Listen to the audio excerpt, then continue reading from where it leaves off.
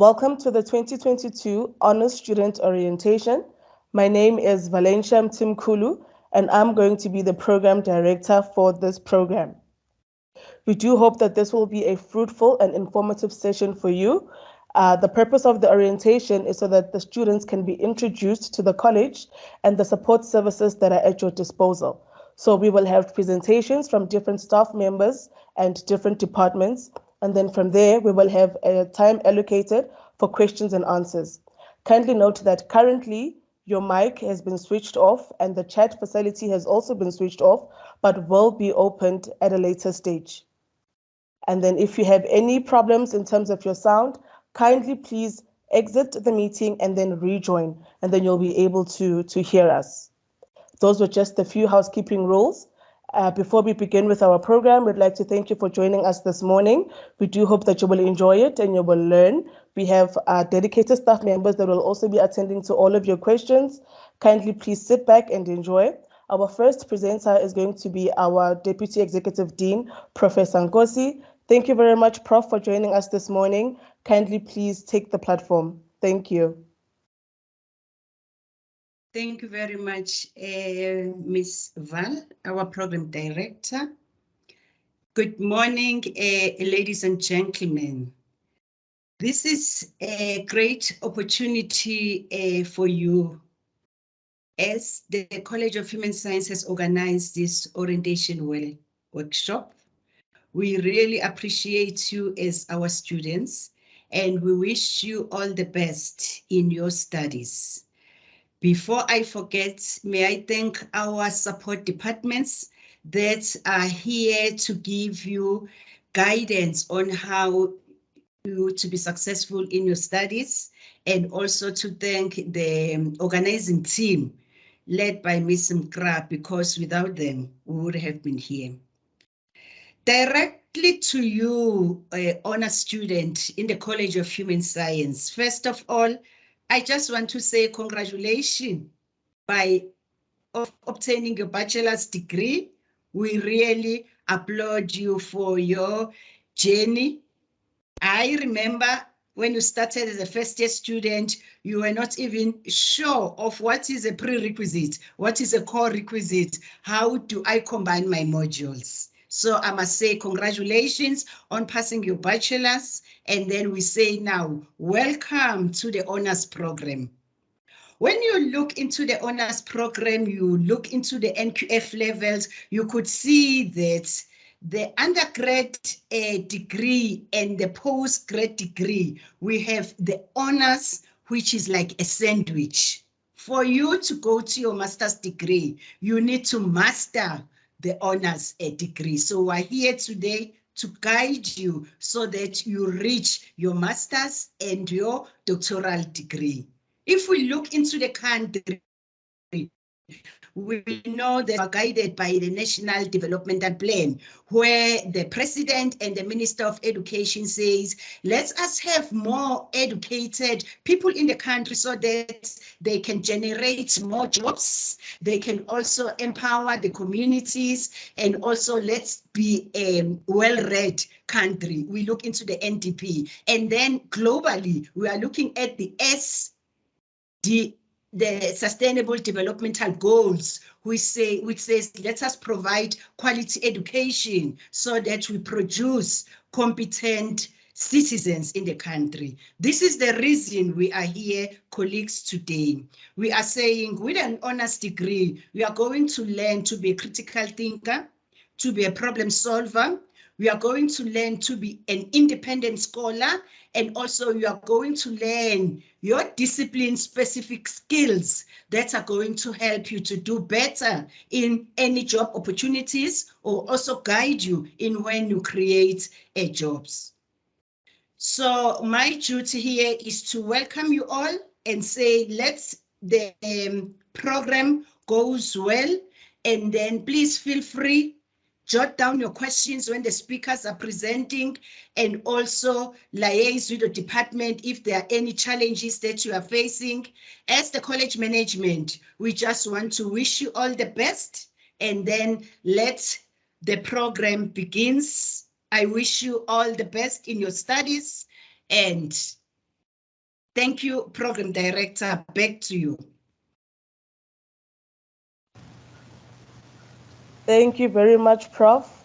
Thank you for reminding us that the country and the world at whole needs students that have graduated with an honors so that we can pursue and achieve the mandate set out for us in the National Development Goals. We thank you for that, Professor Nkosi. Now, students, colleagues, we will now be continuing with the program. Next on the program will be a colleague from the Financial Services Support. They will be indicating to us what financial services are available, what support is available. Should you need any assistance, you know where to go to. Kindly please join us, Mr. Mashinini. Thank you. Thank you, Program Director. Thank you for the wonderful welcoming from our Deputy Dean. Yeah, I'm here to represent the Directorate of Student Funding. My name is Mr. Sibusiso Mashinini, and I'm not alone here. I'm with my colleague, whom the student will get a chance to meet during the question and answer session. Her name is Mrs. Naomi Olamijulo, and then I would like to greet everyone, to greet our students, our guests, and the UNISA staff. Good morning. Yes. Before I start with my presentation, I'm reminded of the wonderful words from one of the American writers, Benjamin Franklin. Benjamin Franklin says, I quote, an investment in knowledge pays the best interest, close quote. Looking at the numbers that we received from our applications, and as well as the attendance for today, it does confirm that our students, they still believe that, yes, education is still the best investment so far. And then from our Directorate Student Funding, our duty, our role today, and also to our student, it is to ensure that we provide the financial support. And the financial support, it is provided to the financially needy student and those academically deserving as well. So our directorate also, it is responsible to administer all forms of bursaries from NSFAS up to our postgraduate bursaries as well. We also have a number of bursaries that we are administering. I am projecting them now, but today our focus is going to focus on the honors and postgraduate diploma bursary.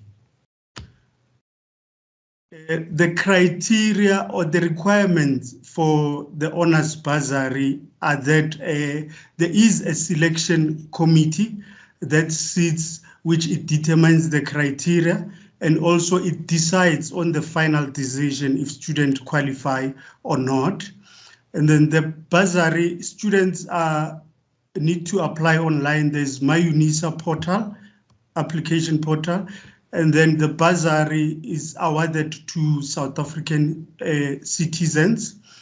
Student must be registered for an honors qualification to qualify, and then must have also graduated with UNISA. The student must have also obtained the 60% average on the undergraduate qualification.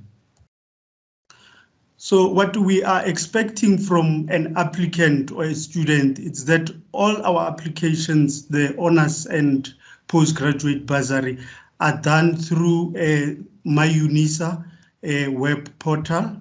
We do not accept any email hand-delivered applications. And then the student must actually follow the guideline, the bursary guideline, the requirements. It does specify which documents are required. Students need to complete the application form. They need to attach the academic record as well. So from the donor perspective, this is, I must mention this as well, that this is a fund from the university. It doesn't come from private and so on. The university, it makes the fund available to our student. So the donor and the administrator, it would be the same person actually. So from the donor and the UNISA perspective, the responsibility is that we will send communication to the deserving approved student. They need to acknowledge the bursary. And then any communication also, it is sent to my life email address. Mr. Mashinini, I'm so sorry to disturb you during your presentation. May you kindly please share your screen with us?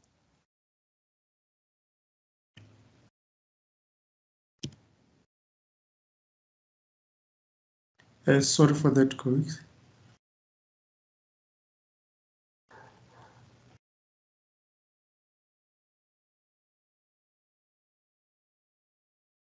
Okay, thank you very much.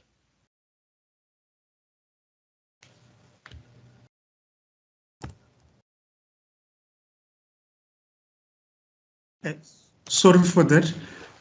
Yeah, I was on this page where I speak of the responsibilities of a donor is to make the funding available to our student, and then also to communicate the outcome to our applicants, be it's a rejection or acceptance, and then as well as to enter into a contract agreement with our student as well.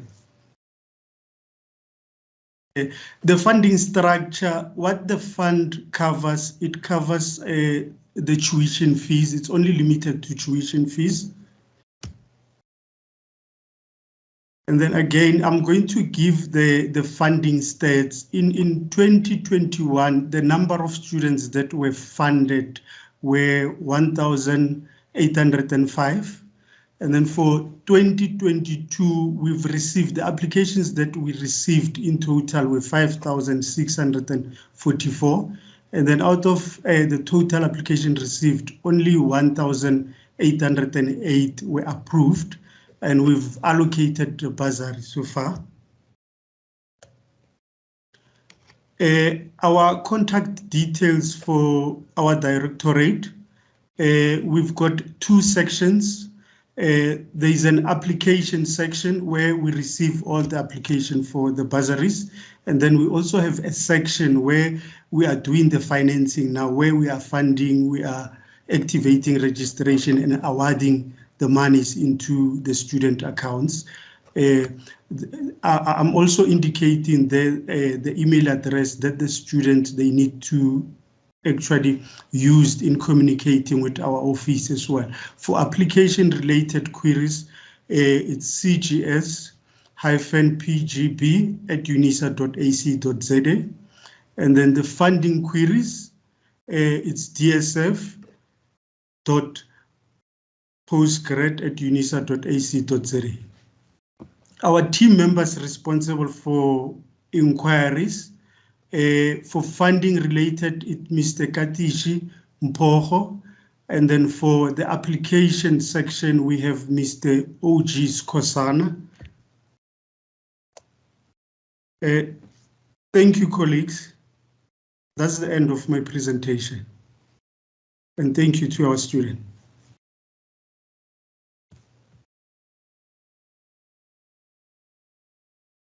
Thank you, Mr. Mashinini, for the informative presentation. Students, if you have noted some questions, kindly please keep them for the question and answer session that's going to be allowed for later on. Thank you very much, Mr. Mashinini, for letting us know that education is the best investment, and we are glad to know that there are funding opportunities and bursary opportunities available for our students. So there shouldn't be anything standing in your way of you trying to get an education. Thank you very much. For our next presenter, we will have Ms. Napai from the Library Services. Thank you, Ms. Napai. Kindly please join us. Good morning, colleagues, and good morning, students. My name is Hlezi Napai. I'm a personal librarian who's going to share with you what kind of services the library can offer you as an honors student. I'm just going to share my screen quickly.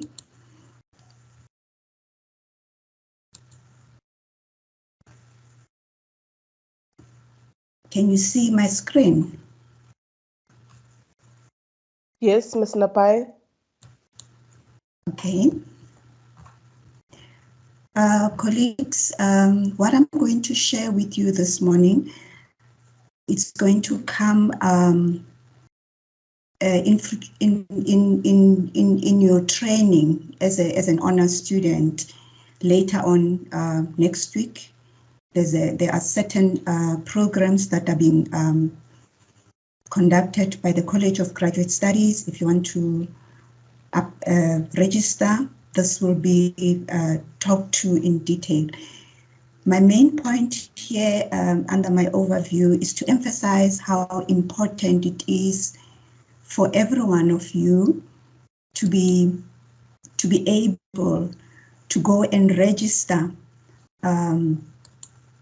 your My Life email account, and the password that you're going to use in your My Life access. It's very key for any of the library transactions. So what I'm going to share with you this morning is for you to be able to use your password in all the transactions that you're going to use as far as the library is concerned. Can you see my screen, or has it disappeared? We can still see it. Is it visible enough? Yes, we can see the slide with the topic overview. I just want to make it a little bit bigger. What I'm speaking to is how important your My Life email account is going to be when you transact with the library, whether you want to register to go and borrow the books, or you want to request anything from us, or whether you want to open any of the articles that we offer you as a library, any of the full text articles. And secondly, what I want to emphasize to you is that you have to use your My Life email account when you correspond with any of the university's departments, whether it's your lecturers or whether it's a library. That is also key. And again, all our requests as a library are now available online. Anything that you want to request or you want to borrow anything from the library, it is available online. So our library is actually available 24/7. With the COVID situation, we've tried so much to be able to orientate you guys to be able to use the online services. And each and every one of you who are in attendance do have a specific librarian in the library, in the unit of personal librarians that can assist you in all your research requirements. So we are a team of about four of us. It's myself who's responsible for certain departments in the library, and I've got other 3 colleagues, Mr. Keswa, Velapi Keswa, and Diniko Ndlovu, and Ms. LCB and Nell. When I go live after this overview, I will show you where you'll find your personal librarians in the system. And I've just placed some links how you're going to access the library. And what I'm going to emphasize to you guys is that when you want to come to the library, you have to go through the main UNISA homepage. Don't use your My Life to enter the library, because the 2 systems in some cases does not speak to one another. And it's even worse now that we've now integrated My Unisa into a Moodle system. So, and the library doesn't have a presence there anymore. So we still have to figure out how we can put some of our library links into Moodle. So when you access UNISA library, please go through the Unisa main page. I'll show you when we go live where you'll find all the link to access the Unisa library. So I've placed a few links there on how you can get to the library pages. And if you want to make queries about your book request, there's a link also there where you can send an email. And I'm going to tell you a little bit more on how you can request and how you can actually, when you request the book, you can go to the library's homepage and check under the branch locator whether you are near a branch. Remember, you as an honor student, you are entitled to request about 16 books at a time. These are print books. They can be sent directly to your postal address or to your street address, depending what you want to tell the library about your postal. And remember, when we as a library send these books to you, these books are actually sent freely to you. But when you return the books to us, you have to pay for your returns. What is nice with Unisa services is that we have branches across the country. So I'll go live and show you where the branches are located so that if you are in Limpopo, whether you are in Durban or in somewhere in the East Rand or in Rustenburg, we have branches there. So you can use our branches for your book requests. You can ask the library when you request to say to you, please send these following titles of the books to a branch which is nearer me, and then you can just go and collect them. So once you are done using those books, you can return them back there or at the branch. Then you don't have to incur any costs. But if you not nearer any branches, the owner is on your side, you can just send them back to us, then you're going to pay. And I'm going to go and show you again how you're going to utilize what we call the library guide. And I want you to stick to your subject-specific guide. What we've done as a team of professional librarians in our unit is to create the library guides which are subject-specific. All of you will have a subject guide, depending on what you are registered for. So we've tried to compress everything and put it on a subject-specific guide so that you guys can have a one-stop shop of all your requests, and whether it's your books or the articles, or whether you want to use any referencing techniques, which is also key because different departments use different referencing styles. We have a database called a Mendeley, and you can either use a Mendeley, which is your referencing style tool, where you can place all your online articles, whether are books or print books, and then you can start working on your Mendeley library to do your citations, especially when you are busy with your reports.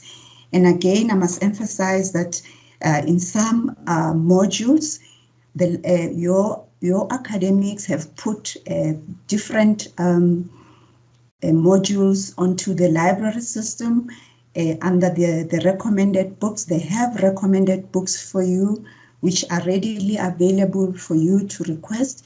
And in some modules, you have what we call e-reserves, and these are the articles that your particular lecturers have selected for you to work on for a specific module. So these are available on the library. I'm going to show you how they look like and how you can access them.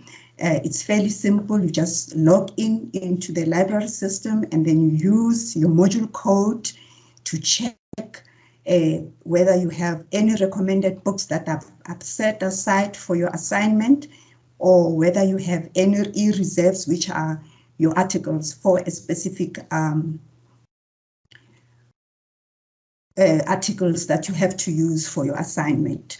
And this is my brief overview. I'm just going to unshare this and go live because I want to show you how you're going to access the library system moving forward.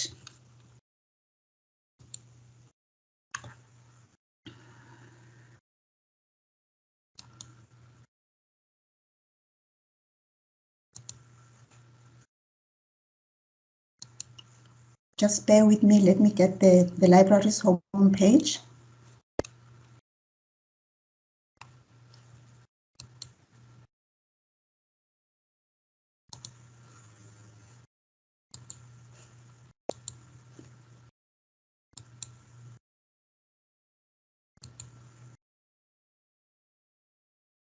Okay. Remember I told you that this is your entry point. Can you all see the library's main page?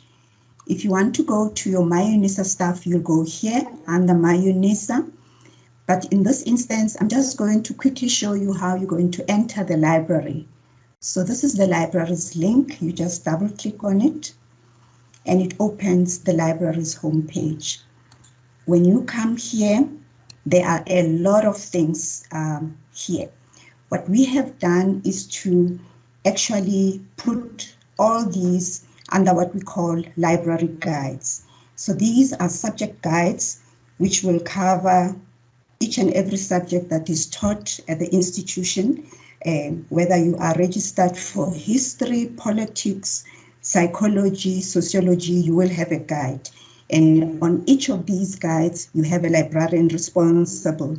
There's an email and a contact person for each and specific guide, where you can, if you get lost or you can't access the guide yourself, you can send an email or you can call, because we are currently back on campus since the beginning of January. So this is the library guide.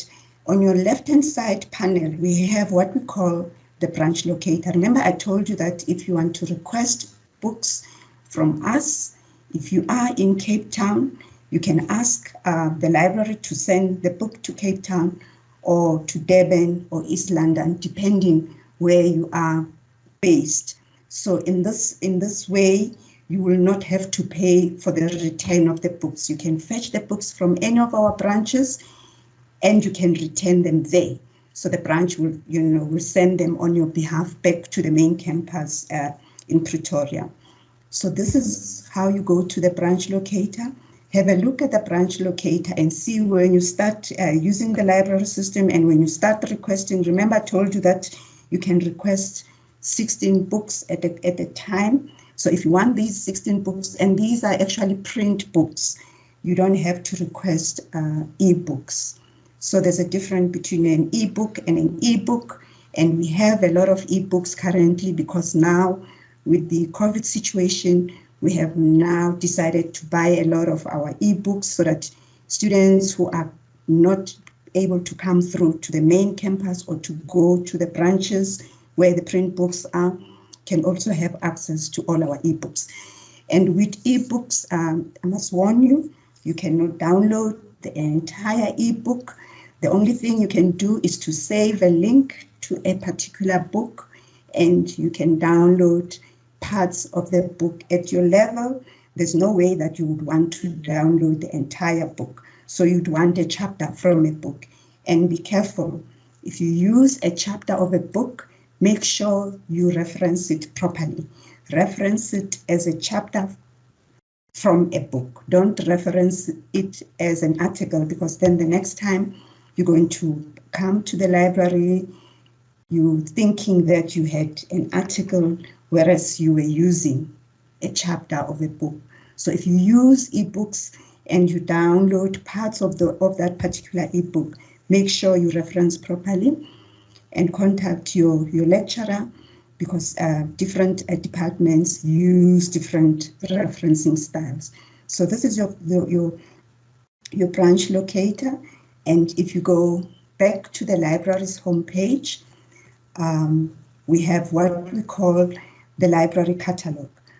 But the library catalog is actually also embedded in any of our guides. So I'm going to go to the library guides, which is an alphabetical list of all the subject areas. you can go by subject, and then it gives you all the subjects that are taught at the library, and you look at your specific subjects. So I'll just go to one of the subject areas that I'm responsible for. This is information science. When you click on the information science, it takes you directly to the information science library guide. So this is how it looks like, and all of them are the same. The landing page is the same, and what is on the main library's homepage from this link here, it's duplicated on this library guide. So most of us have a similar page depending on the subject area. The layout is the same. If you want to search the catalog, you can do it from this link. It takes you directly to the main library's, the search the catalog page. So here you can do a title search if you want to, if you know what the title of a book is, or you can use a keyword if you want to study a certain subject area. And what I want to show you is that you can search under your course code. So this is the course code search. You all are registered and you have different course codes. You can come here and use any of your course codes to search for whether your subject area has recommended books put aside, or electronic reserves, which are your set articles that you have to use for your specific assignment. So this is where you come, you use a course code, you search under it, and it will tell you that this particular course code has the following recommended books.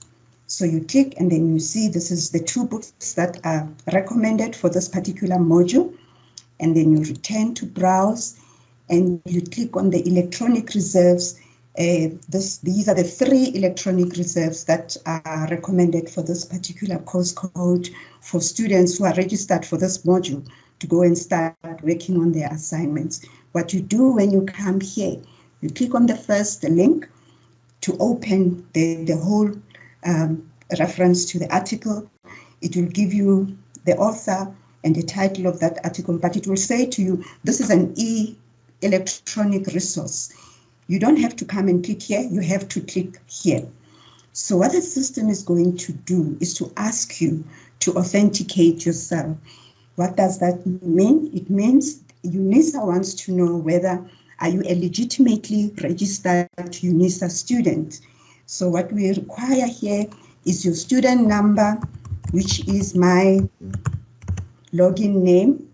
And in your case, it's your student number and your My Unisa password, the one that I said it's key for any of the transactions you want to do with the library, whether you want to request, whether you want to open an article, whether you want to go and download all these electronically reserved articles on your behalf. So I'm going to open this article so that you can see how it looks like. You authenticate yourself and then you log in. So if you are currently on the system, it will take you directly where this article is, because it's an article, it sits somewhere with the publisher. It's not based at UNISA, and then you just accept the cookies, or you just close this. So there's the PDF of the article. This is the recommended article. So you can just open the PDF and download it. So with articles, it's actually different. You can download as many articles as you want. If the lecturer has recommended about 12 articles for a specific module, it means you can go and download all 12 of them and read up so that you can write your assignment. But if it's an ebook, you can just go to the table of contents of that particular ebook and just use parts of the book. That's where I said you should be very careful. Chapters in a book are not similar to articles, so you have to reference them properly. So this is where you come, there's your PDF, you just click on it and then it opens your PDF document with the downloadable. This is a 23-page article, then you go and download it. So in most cases, most of you will have this particular search option, course code, and if you know what the title of a book that you're looking for, you can just go and say and check for the introduction.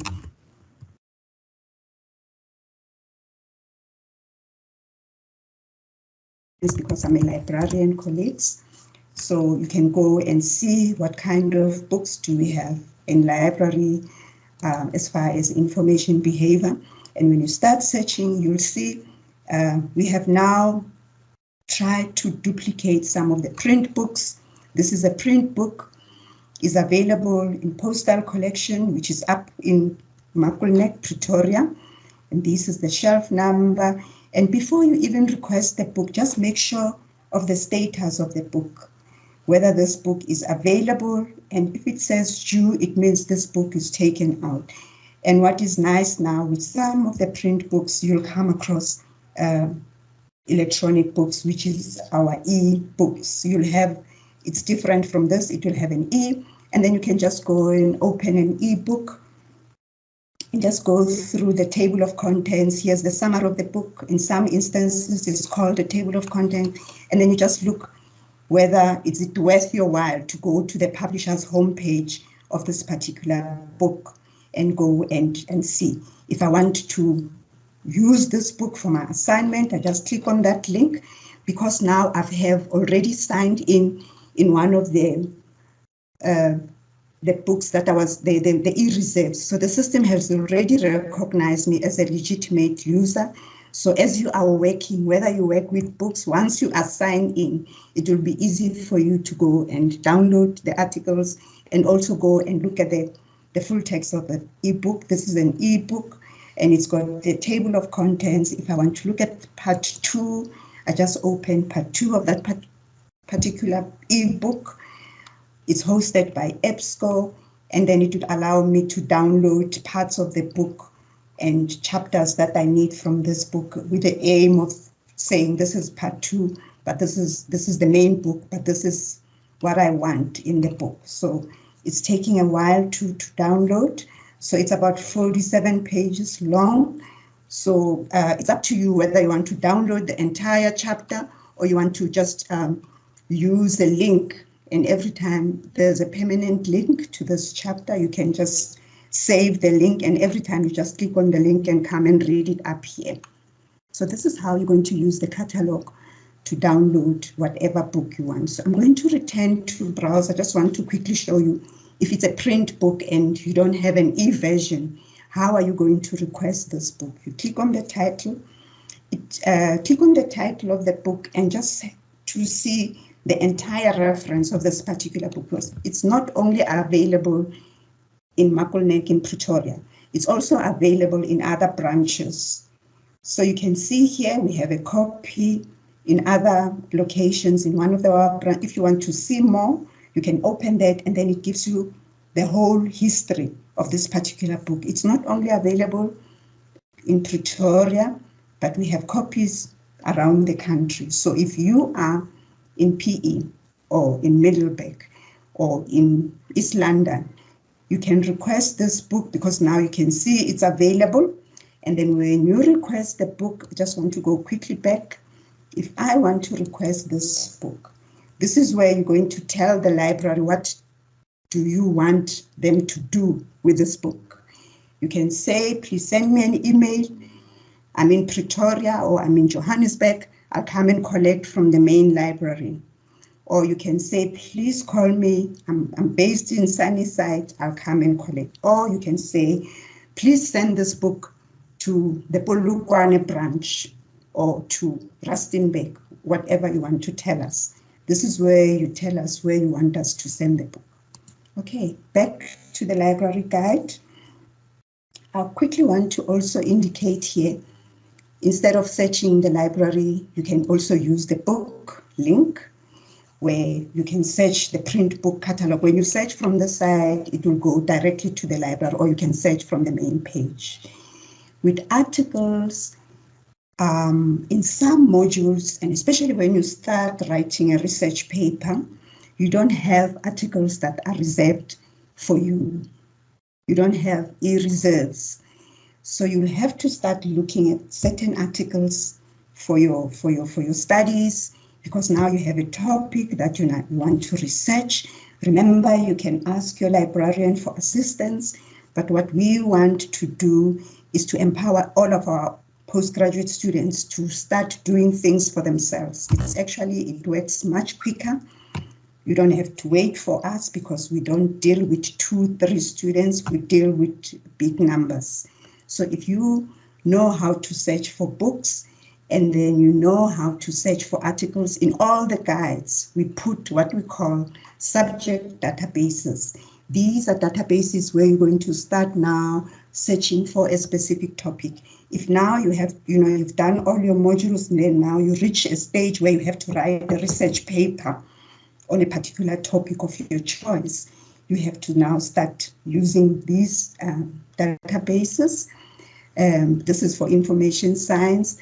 All of us, we've put a list of databases. These are your core databases where we think when you search in any of these, you'll be able to come up with what you need.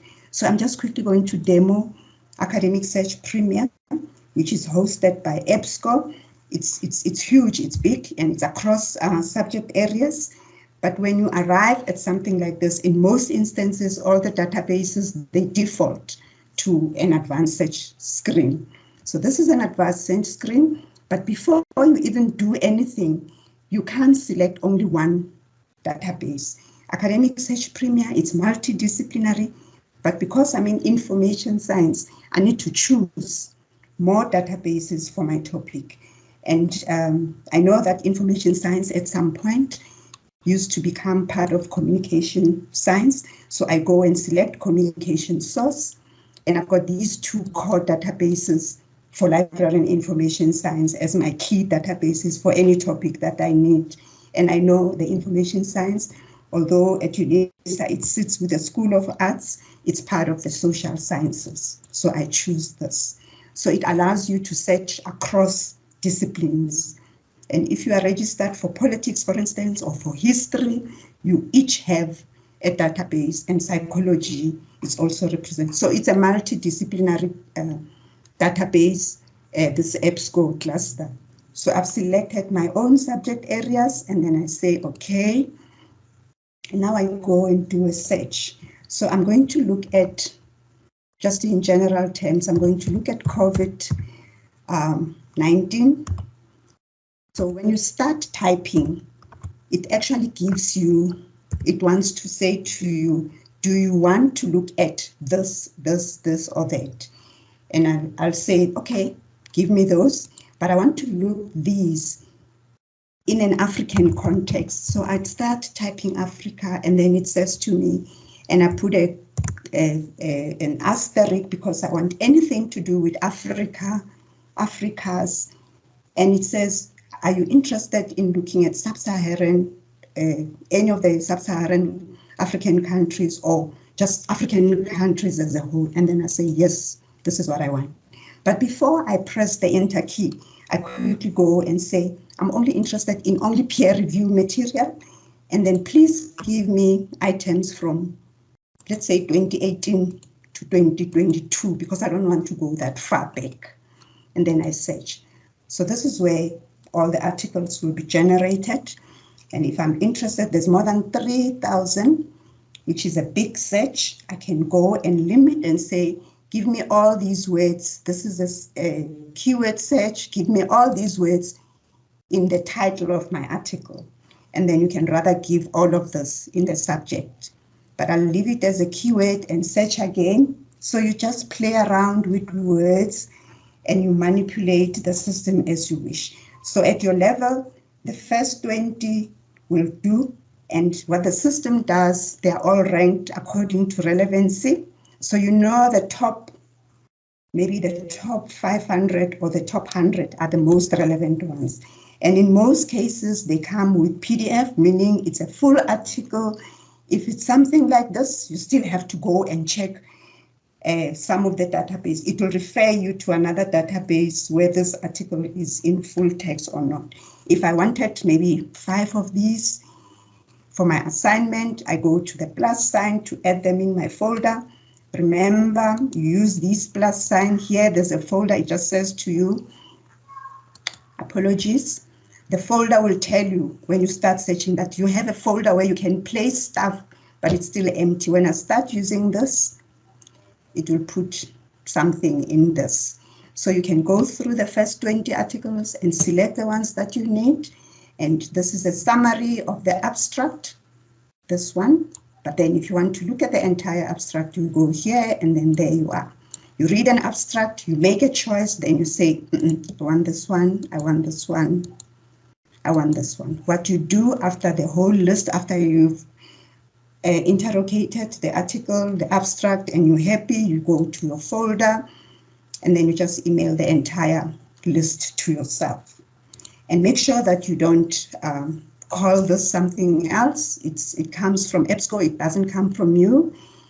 And then it will give you links, or you can come with PDFs, and then you just place your email here, and then you send. It will confirm that this email has been sent, and then you can start downloading all the articles and using them as you wish. With articles, you can download as much as you want. Finally, I just want to show you on the library guide that be very careful with referencing. There will be training on reference management tools. We are currently using Mendeley as a referencing tool because it allows you to work offline. We have what we call also RefWorks, but with RefWorks, you have to be constantly connected to be able to use the system. So with Mendeley, you have to register. This is where you're going to export everything that you use online or add by hand. It will be your library of references. So make sure you go to your guide and look what your departments have placed under referencing. These are just examples of styles that I use. I know in some departments they have their own guidelines, like in this department, there's a referencing style for information science students from undergraduate level to PhD level. So make sure that you check with your department what kind of a referencing style they are using. And if you can ask your librarian or attend some of the honors and post-diploma training sessions that are provided by the College of Graduate Studies, we will do a training specifically on the Mendeley referencing management tool. It's a tool where you send all your referencing styles. When you click on it, it will ask you that you have to register and make sure you register, you create an account and use your MyLife email account, not your private email, so that it can recognize you because we pay for these. It's not a free for all. And I think I'm going to pause here. If there's any questions, I'll deal with them later. Thank you very much.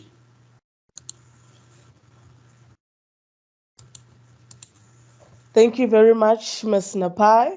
By a show of hands from the students, if we're all on the same boat, can you please indicate thumbs up, thumbs up? We're not on the same boat. I can't see any thumbs up. Okay, there we go. All right. Thank you very much, students. Thank you, Ms. Napai, for the informative presentation and demonstration and showing us that we've got all these resources right at our fingertips. All we have to do is make use of our MyLife email addresses. Students, we cannot stress enough the importance of using your MyLife email address because this is where you'll be able to have access to the library as well as get communication from the university so that you can be up to date with all the information and developments that are happening at your institution. So may we please make sure that we use these email addresses to communicate with the university as well as access to the library services. Thank you very much. There will be a time for question and answers later on towards the end of the presentations. So now we're going to move on to another presentation from Prof Mbata from the College of Graduate Studies. Thank you very much, Prof. You may take the platform.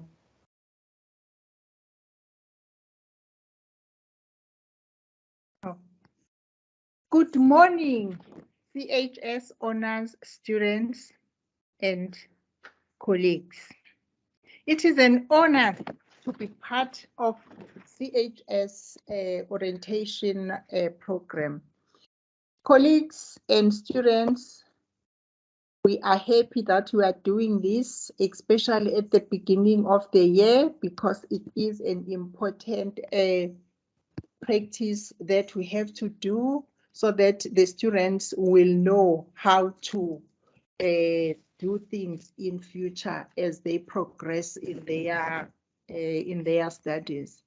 Let me upload the presentation, but I also want to stress what my colleagues have already indicated, the importance of my life email address.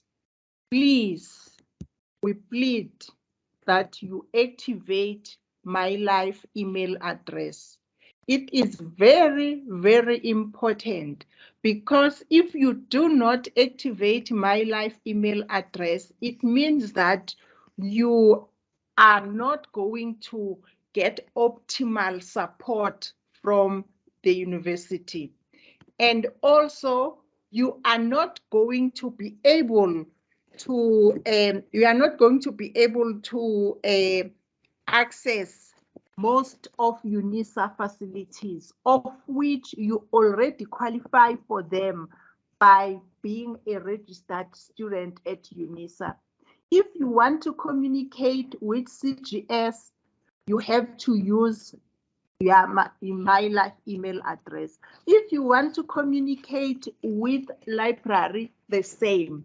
If you want to apply for bursary, refrain from using your personal email address, because your application will be automatically rejected. Please learn to activate my life email address and use it, because the other thing that you'll be missing, all the activities and the information of everything that is happening at your university, you won't be aware of them. But if you are connected, you have activated my life email address, and you visit My Unisa, of which these days now it's no longer My Unisa, as Ms. Napai indicated, our learning management system, it's now Mendeley. And before I go to my presentation, I want to indicate that the colleague that presented on bursary indicated that the email address of bursary is CGS. Please note, it is CGS, but if you have any queries regarding the bursaries, don't send emails to CGS. Use that email address, and if you need anyone to assist you, as the colleague indicated, there is Mr. Skosana and Mr. Mamba who are there, and I hope that the colleague will share the email address on the system so that the students will know those email address, or you'll share the presentation so that the students will have the email address, because sometimes students, they think that CGS is still managing the bursaries, whereas it's no longer managing the bursaries. Also, I insist that keep on visiting CGS email website address, because there are activities that are happening there. And what is happening now with this presentation? Okay, I want to tell you about the College of Graduate Studies.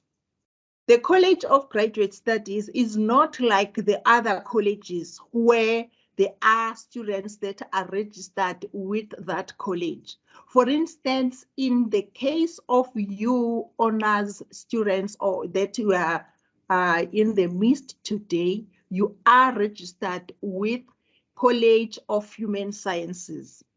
And you are asking yourselves, why is a College of Graduate Studies involved?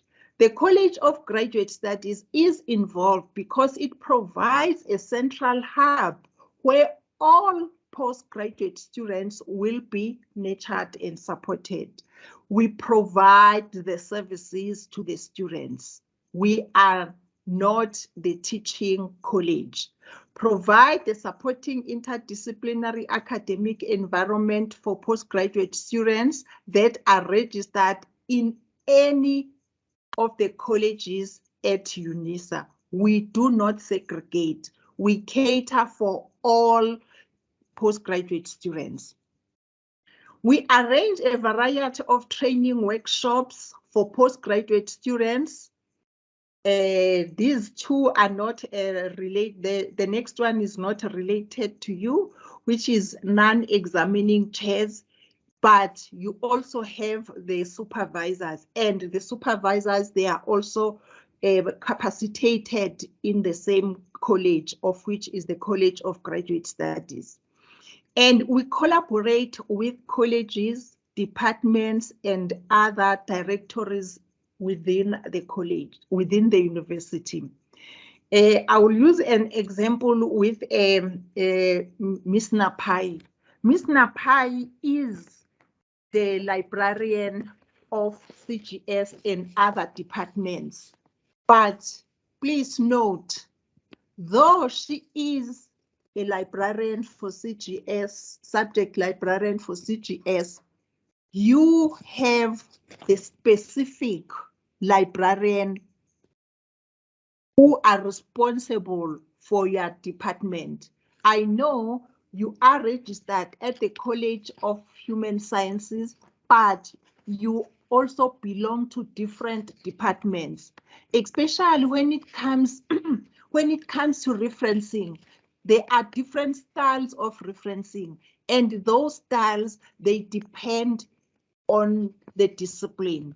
And I will suggest that you communicate with your supervisors so that you can get the name of the librarian that will be able to assist you with the specific information when it comes to library. Okay, in the College of Graduate Studies, we have Turnitin. And Turnitin, the main function of the Turnitin office, we have Turnitin and we also have Inthetticate. And those two systems, they are catered within CGS. But as from this year, we'll also have Turnitin for undergraduate students. But that Turnitin will only be used for examination, nothing else. And note, Turnitin doesn't check the plagiarism. I indicate again, it doesn't check the plagiarism, but it checks the originality of what is written in each article. And here I indicated the website where you can get more information on Turnitin. And also, if you have queries regarding Turnitin, the email address is indicated there. And I know when it comes to Turnitin, when you go to the Turnitin website, you'll also get the frequently asked questions. And that will be very much of use in your case. And also in CGS, we have a statistician. This statistician is only for students, and it provides guidance on selection, utilization of appropriate methods for collection and statistical data analysis. And the website, it's here. I've written the website. And if you go to both of these websites, you'll be able also to get the previous presentations that were done based on stats for all students. And please note that the honors students, they are grouped with the postgraduate students, and they are separated from the M&D. M&D means masters and doctoral students. You have your own dedicated Facebook website. You also have your own dedicated site where you'll be able to get the previous presentations. This is very important for Unisa students, because some of our students, they are working during working hours, such that they cannot be able to attend the current or the present presentations, but they can be able to go and download the previous presentations and via recordings. And see here, this is a website dedicated only to you. Please utilize it. Do not underutilize it, because I sometimes go and check the students. What do they do here? They help one another. They will have questions, and then it's so satisfying understanding that our students, they are a community which is very dedicated to one another, and they assist one another. And when we can see that this question cannot be answered by students, we take care of those. And also at CHS, we enhance the student experience. I indicated here the ones that are dedicated to you, because we have other programs that we have, but they are not applicable to honors students. But we have annual research and innovation student showcasing. Please apply when this is advertised. Where it will be advertised at CGS website. Also, it will be advertised on Moodle, now that we are using Moodle. And if you are always going and checking the learning management system of Unisa, by using my live email address, you'll be able to be aware of all the activities that are happening at Unisa, and you'll be able to participate. By participating, you will be increasing your networking, and you'll be increasing your knowledge. And also, there is a student indaba. Though the student indaba is organized by the National Student Representative Council, we as postgraduate, the college that is responsible for postgraduate students, we are also involved. And also during September, which is the Heritage Month in South Africa, we have advanced African scholarships, scholarship presentations that are done during that month. And those presentations, they are done to promote the use of African epistemologies and indigenous knowledge, even in teaching and research. We request you again, we want you to be aware that my live email address, if it is activated, there is a lot that you can be involved in so that you can be able to grow. And I am about to finish now, but I have to indicate that Mr. Machila will also take over from me and add more information. I have this information towards the end. Dear CHS honors students, be ethical, be open to communication, be more critical in your thinking, so that you'll be able to transform our communities for better. And here I have the last slide. In the last slide, I have the CGS email address. If you have any queries regarding CGS, please, you can write an email and send the email to this email address. I can guarantee you that you will get the response within 48 hours. And use this so that you can be able to assist it. But don't use it for things that are not related to education, because we have noticed that some people, they use this email address to market themselves regarding things that are not related to academia. Please utilize it so that you can be assisted further. We are here for you.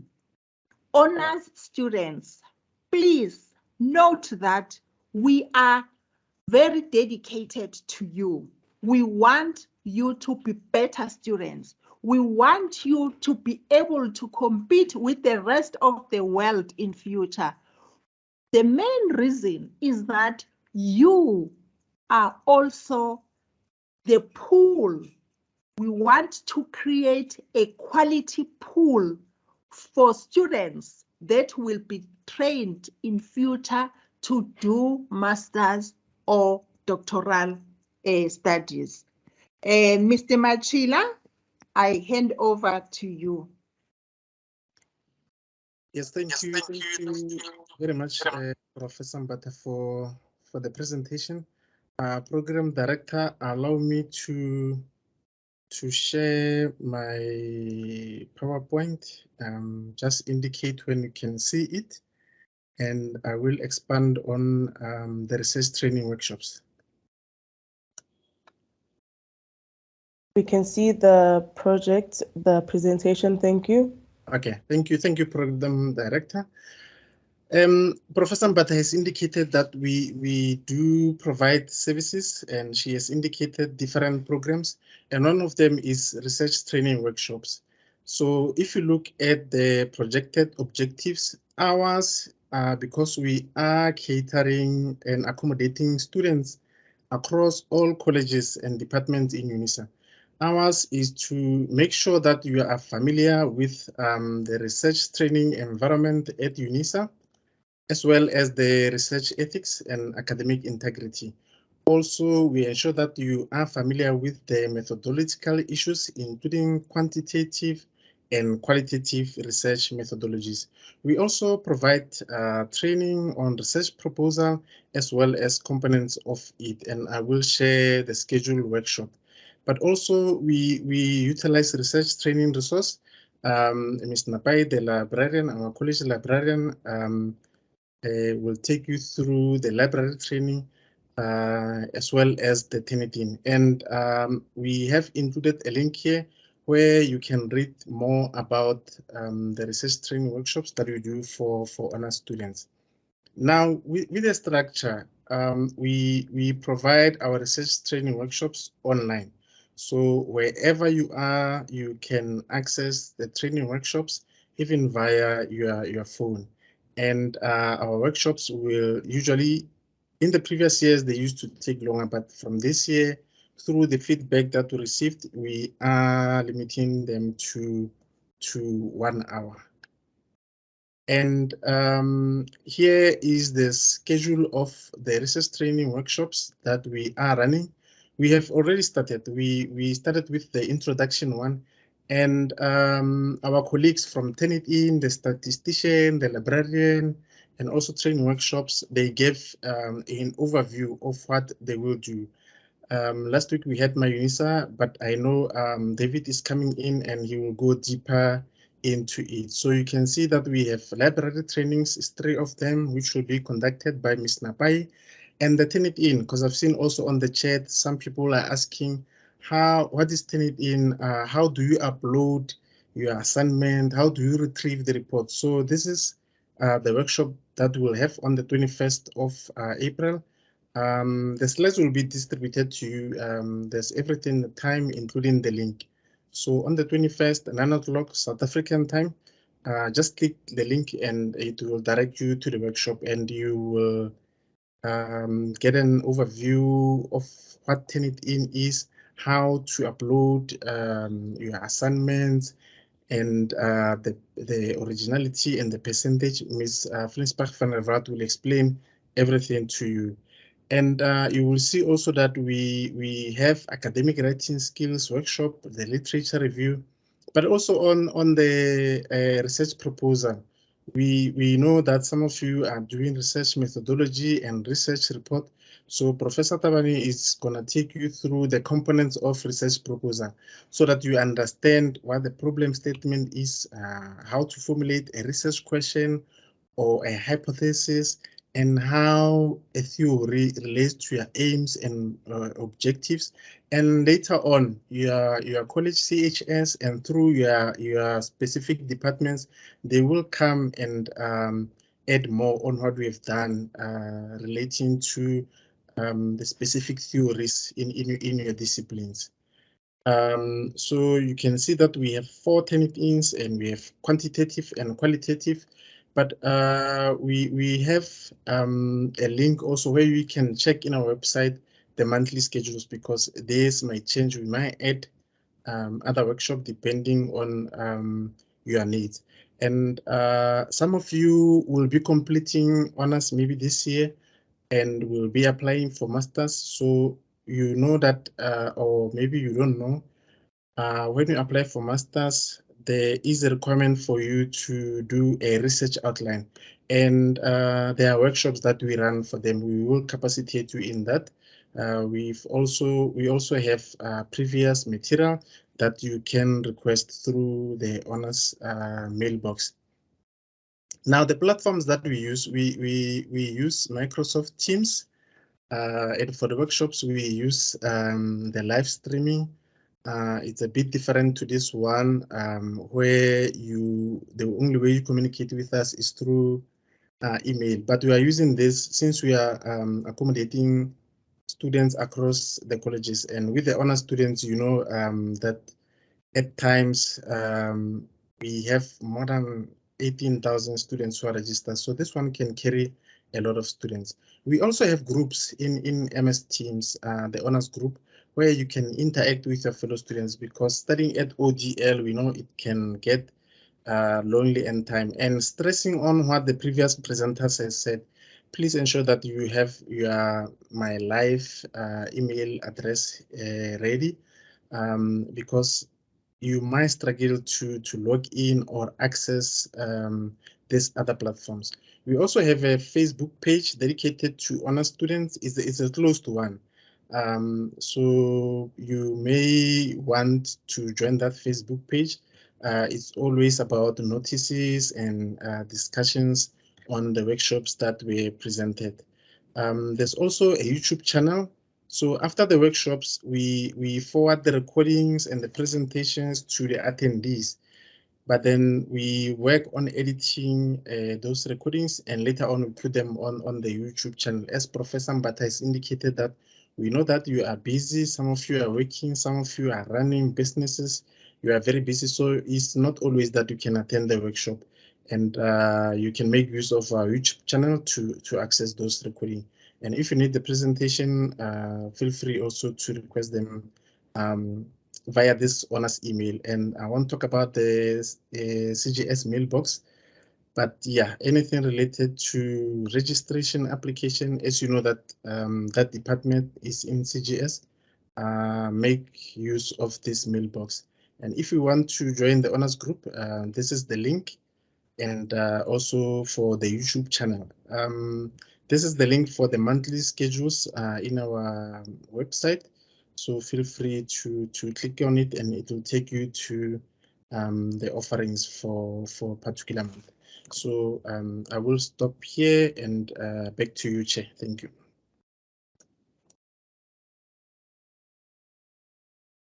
Thank you very much, Mr. Majila and Prof Mbata, for the presentations.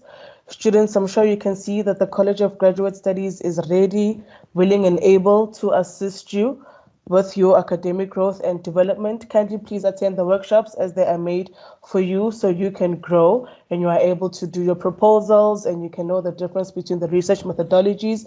It's all for you. Kindly please make use of all of these services. Also, please note that a survey has been posted on the chat. Kindly please answer the questions on the survey. This is so that we know what to do better for the next orientation so that we can make the experience more wholesome for you as the students. And then our next speaker, Mr. Nkuna from the Disability Support Unit, is experiencing some network challenges, but he will be presenting. May we kindly just please bear this in mind. Thank you very much. You may proceed, Mr. Nkuna.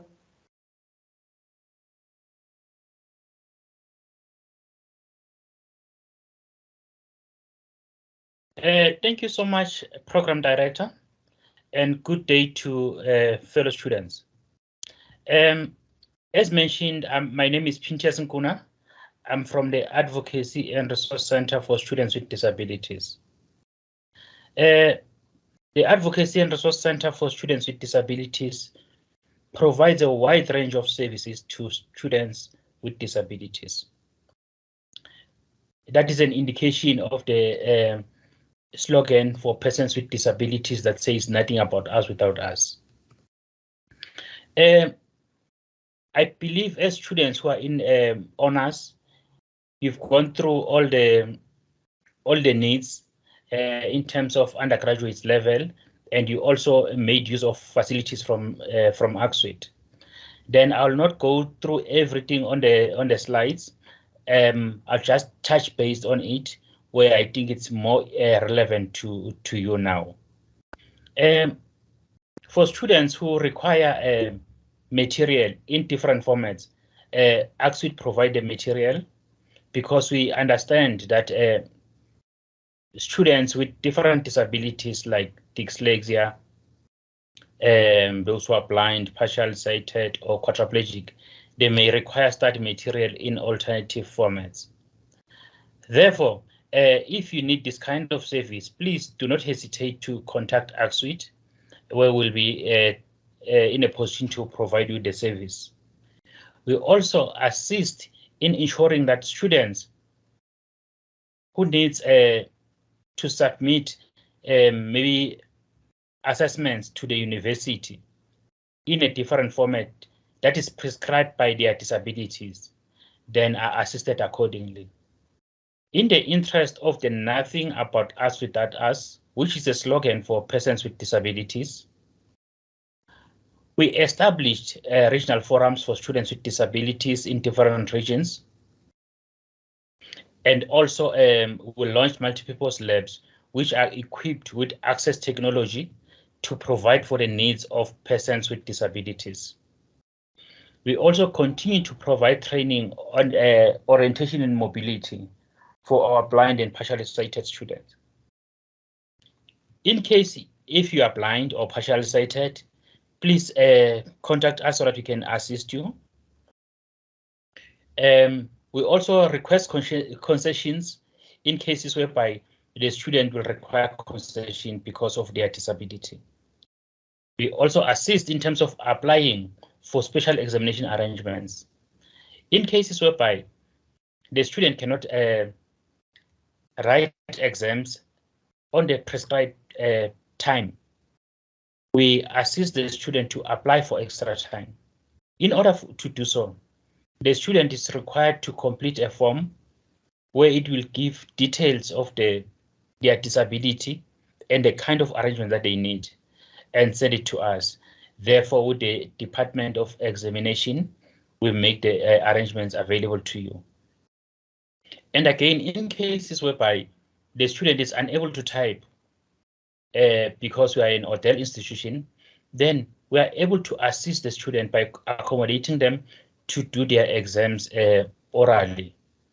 We also advise DSAA to consider students with disabilities in allocating resources while allocating resources, and also in collaboration with student funding we assist students to apply for financial assistance. The financial assistance, it will depend on the level of your study, because it can assist you with your assistive device, your prescribed books, tuition fees, and human support. We also liaise with publishers from both locally and internationally to provide electronic prescribed books to students with disabilities. These publishers, they provide these books for free. But in order for a student to receive these PDF books, we require them to complete an undertaking that they'll use only this material for their studies. They won't copy the electronic material and sell them. Because in the past, we had students who received these copies of material and decided to open their own spaza shops. We discourage you from doing this. We also do advocacy campaigns to continue raising awareness about the needs of students with disabilities available in the institution. We provide training and development of staff members to keep abreast with disability-related matters. Because we are available throughout the student work, we assist students at graduation.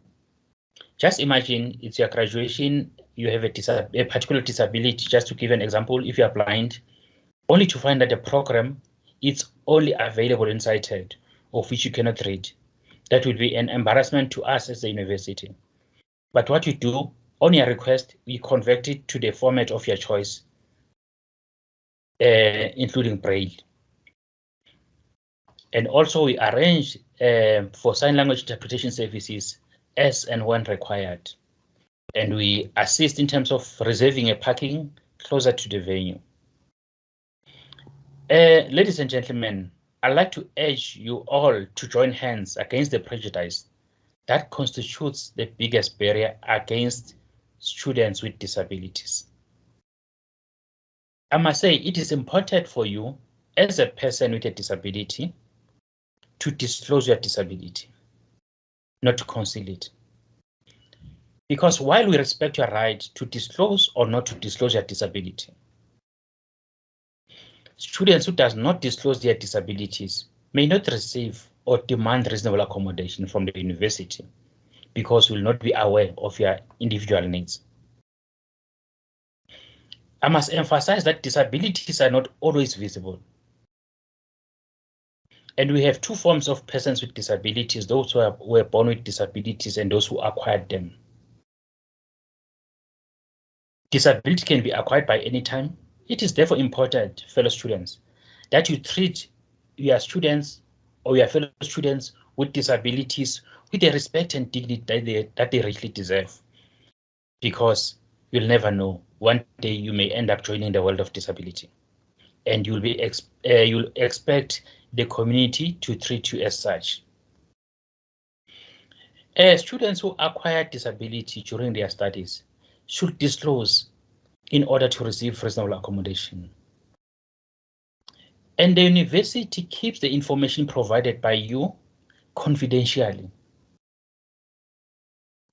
Ladies and gentlemen, I'd like to emphasize that as ACSWIT staff members, we comprise of persons who are born with disabilities and those who acquired disabilities in their lifetime. Like myself, I acquired my disability. The reason I'm bringing this to your attention is to make you aware that when you approach our office, we know about disability, we have first-hand information about disability. We'll be able to accommodate you accordingly and will advocate for your needs. And we are also aware of students who are reluctant to disclose their disability due to the fear of stigma and victimization. Students, I can assure you that when you disclose your disability,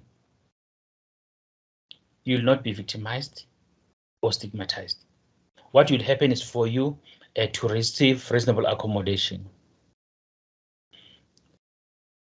In terms of the terminology, it is important to always use the correct terminology when you come across a person with a disability. From time to time, we hear in corridors people saying, this is a disabled student. And if you say that this is a disabled student, when do we enable the student? Your fellow student is not disabled, it's a person with a disability. Because if you have an alarm system at home, if you disable it, it does not serve any purpose. And again, ladies and gentlemen, if you come across a person who's using a wheelchair, you don't say the person is wheelchair bound, because this particular student does not sleep on a chair, does not bat on the chair, does not do everything on the chair. They only use a wheelchair to maneuver. Therefore, let's address them as wheelchair users. And again, it is always important to make sure that a person who's blind, you don't refer them to as the blind. No, you see the person first and the disability after, which is a person who is blind. From time to time, you hear people saying people are deaf and dumb. Ladies and gentlemen, if you say a person is dumb, what is dumb? Therefore, let us not call people who are deaf or people with hearing impairments as deaf and dumb. They are only deaf or hard of hearing. It is always important not to classify yourself as a normal person if you don't have a disability, because immediately you say you are normal and we are saying persons with disabilities are abnormal, of which is not true. Persons with disabilities are also normal in a different way. And students, if you come across your fellow student who's using a wheelchair, please always find out from them if they need assistance. Don't just grab the wheelchair and push them. Because wheelchair users, when they sit on the chair, during the process of them pushing themselves, they sit in a particular position. When they are pushed by another person, they also adjust to that position. You may be trying to assist, but only to find that you'll be hitting the person as they may fall down. Again, when you come across a blind person, maybe in intersections, don't just grab the person and move them along without asking if they need assistance. Because by so doing, the blind person may end up thinking that I'm being mugged or I'm being robbed, and they will fight you harder. Therefore, always talk to persons with disabilities if you think you are ready to assist them. Find out from them. Disability is not a disease. Disability is not contagious. And please do not pet a guide dog. Do not shout when communicating with a deaf person. Just look direct to the person and talk to them. Ladies and gentlemen, I'd like to leave you with the contact details of the Advocacy and Resource Center for Students with Disabilities. For the benefit of our students with learning disabilities, blind and partially sighted, I'll read out the contact details. If you need academic support, please contact nkonapj@unisa.ac.za. For accessible study material, please contact moodld@unisa.ac.za. If you require sign language interpretation services, please send an email to mavasrs@unisa.ac.za. And if you require orientation in mobility for our blind and partial sighted students, please contact zika@unisa.ac.za. For bursaries for students with disabilities and assistive devices, please contact mashwmm@unisa.ac.za. This is a colleague from Student Funding who's dedicated in assisting students with disabilities regarding bursaries. And for general inquiries about ACSUIT services, you can send an email to adsuite@unisa.ac.za. In conclusion, I'd like to leave you with a quote by Thomas Edison. Our greatest weakness lies in giving up. The most certain way to succeed is always to try just one more time. I thank you.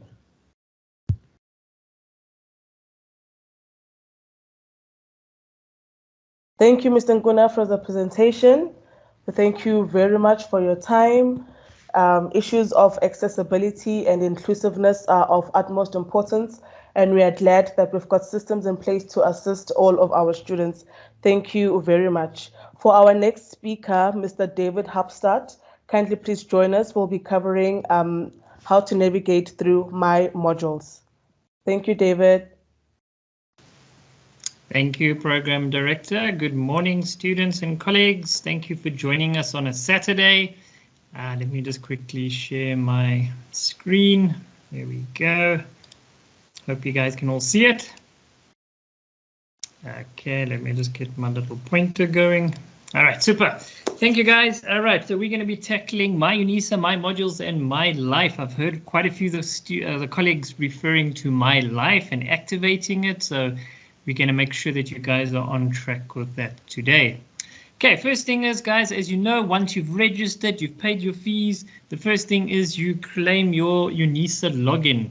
So please make sure you do that. I forgot to put my camera on. Let me just switch it on quickly. So yes, you must claim your login first. So please take note, some students are only joining Unisa from their postgrad level. So they might not be aware of all these things. So if you do know this and you've been with Unisa for some time, just bear with us. We'll consider this a refresher for you. All right, so let's first understand what is happening here. So My Unisa is our virtual learning management system, and that's where you access all your modules, your materials, your tutorial letters, all that type of thing. So 99% of the time, you're going to be sitting on My Unisa with your studies. My Life, guys, is your free email account that you get from Microsoft, so it's for life, and this is how you will communicate with the university. Please take note, if you're using your Gmail or Yahoo, depending on what you're typing, the spam folder might actually block you guys, the filter at least, the firewall. So that's why we might not even receive your email, because it goes directly into the quarantine and it will most likely not even be seen. So if you use your My Life, then at least we know definitely you won't have any such problems. Once you join My Unisa, or you claim your login at least, it will take about 48 hours for your mailbox to be created. So just be a little bit patient with that one, but My Unisa will be instantly available. Because it belongs to Microsoft, so we've got colleagues that work with them directly to activate the mailboxes. So just take note of that. Also with My Life, you'll notice your ID, they call the user ID, is your student number at mylife.unisa.ac.za. So that whole thing there, you're going to need to remember it, memorize it. So it's your student number at mylife.unisa.ac.za. So that's your user ID, and I'll show you a little bit later where we type this in. So just take note of that structure. It's very, very important. Okay, so what do we do? First time student, doesn't matter which level you're at. What you're going to do is you go to Unisa's website, all right, unisa.ac.za. In your internet browser, we kind of recommend Microsoft Edge or Google Chrome.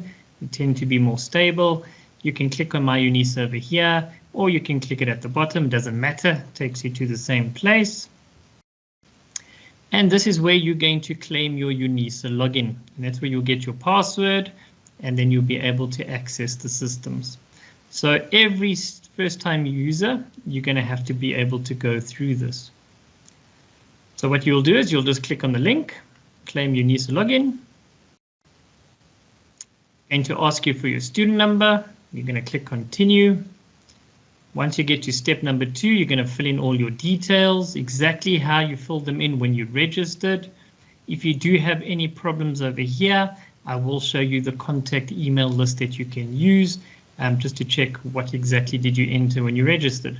Because sometimes people have the names in a different order. Okay, if you've got more than one name, let's say David Brian, and you registered yourself as Brian David, for example, then the system's going to say it doesn't match up with the record. Please check again. All right, so just take note of that. That's a typical little error we get. Once you get past step 2, you'll get to step 3. They give you a whole bunch of instructions. I know nobody ever reads this, but please do. It won't take you a few minutes. Tick, tick, tick, tick just means you're going to look after your account and that you are responsible for it. Then you're going to click on acknowledge. All right, and then your next screen will have your password.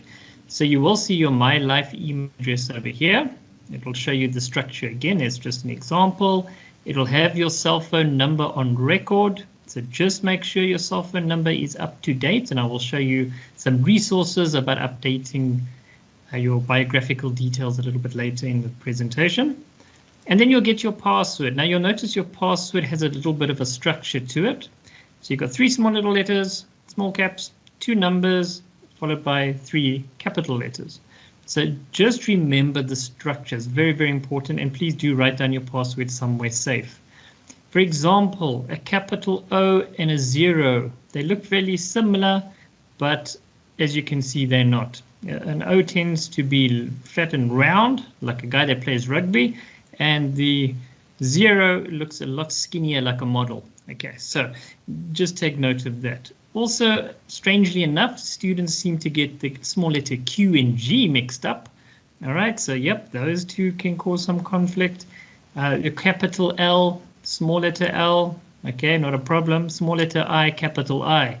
You can see where the problem sits there, hey? So if you're not sure, just check where the letter is located in your password, and then based on this little structure, you should then be able to identify which one you actually should be using. Okay, so this is your password that you're going to get.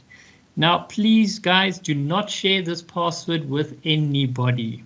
Okay, it stays between you and God, and that's it.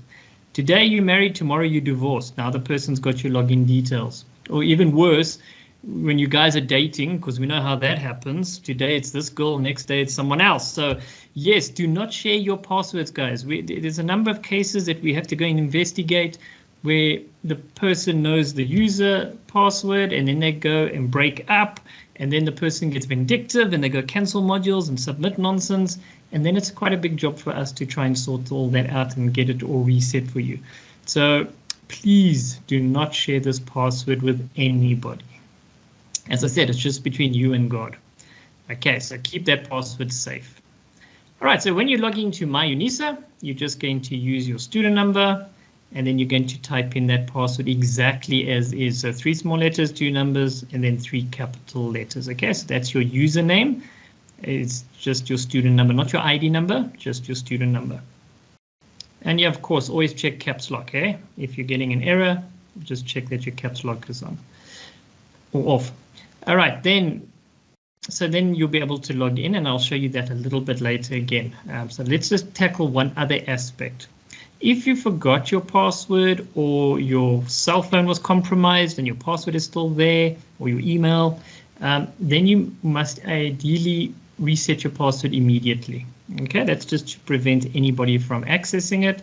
And you'll see it's the 3rd little option here on My Unisa. So you'll click on it, put in your student number, fill in all your details, and then it'll send you a new password via SMS. Okay, so that's how you do it. This also applies to My Life as well.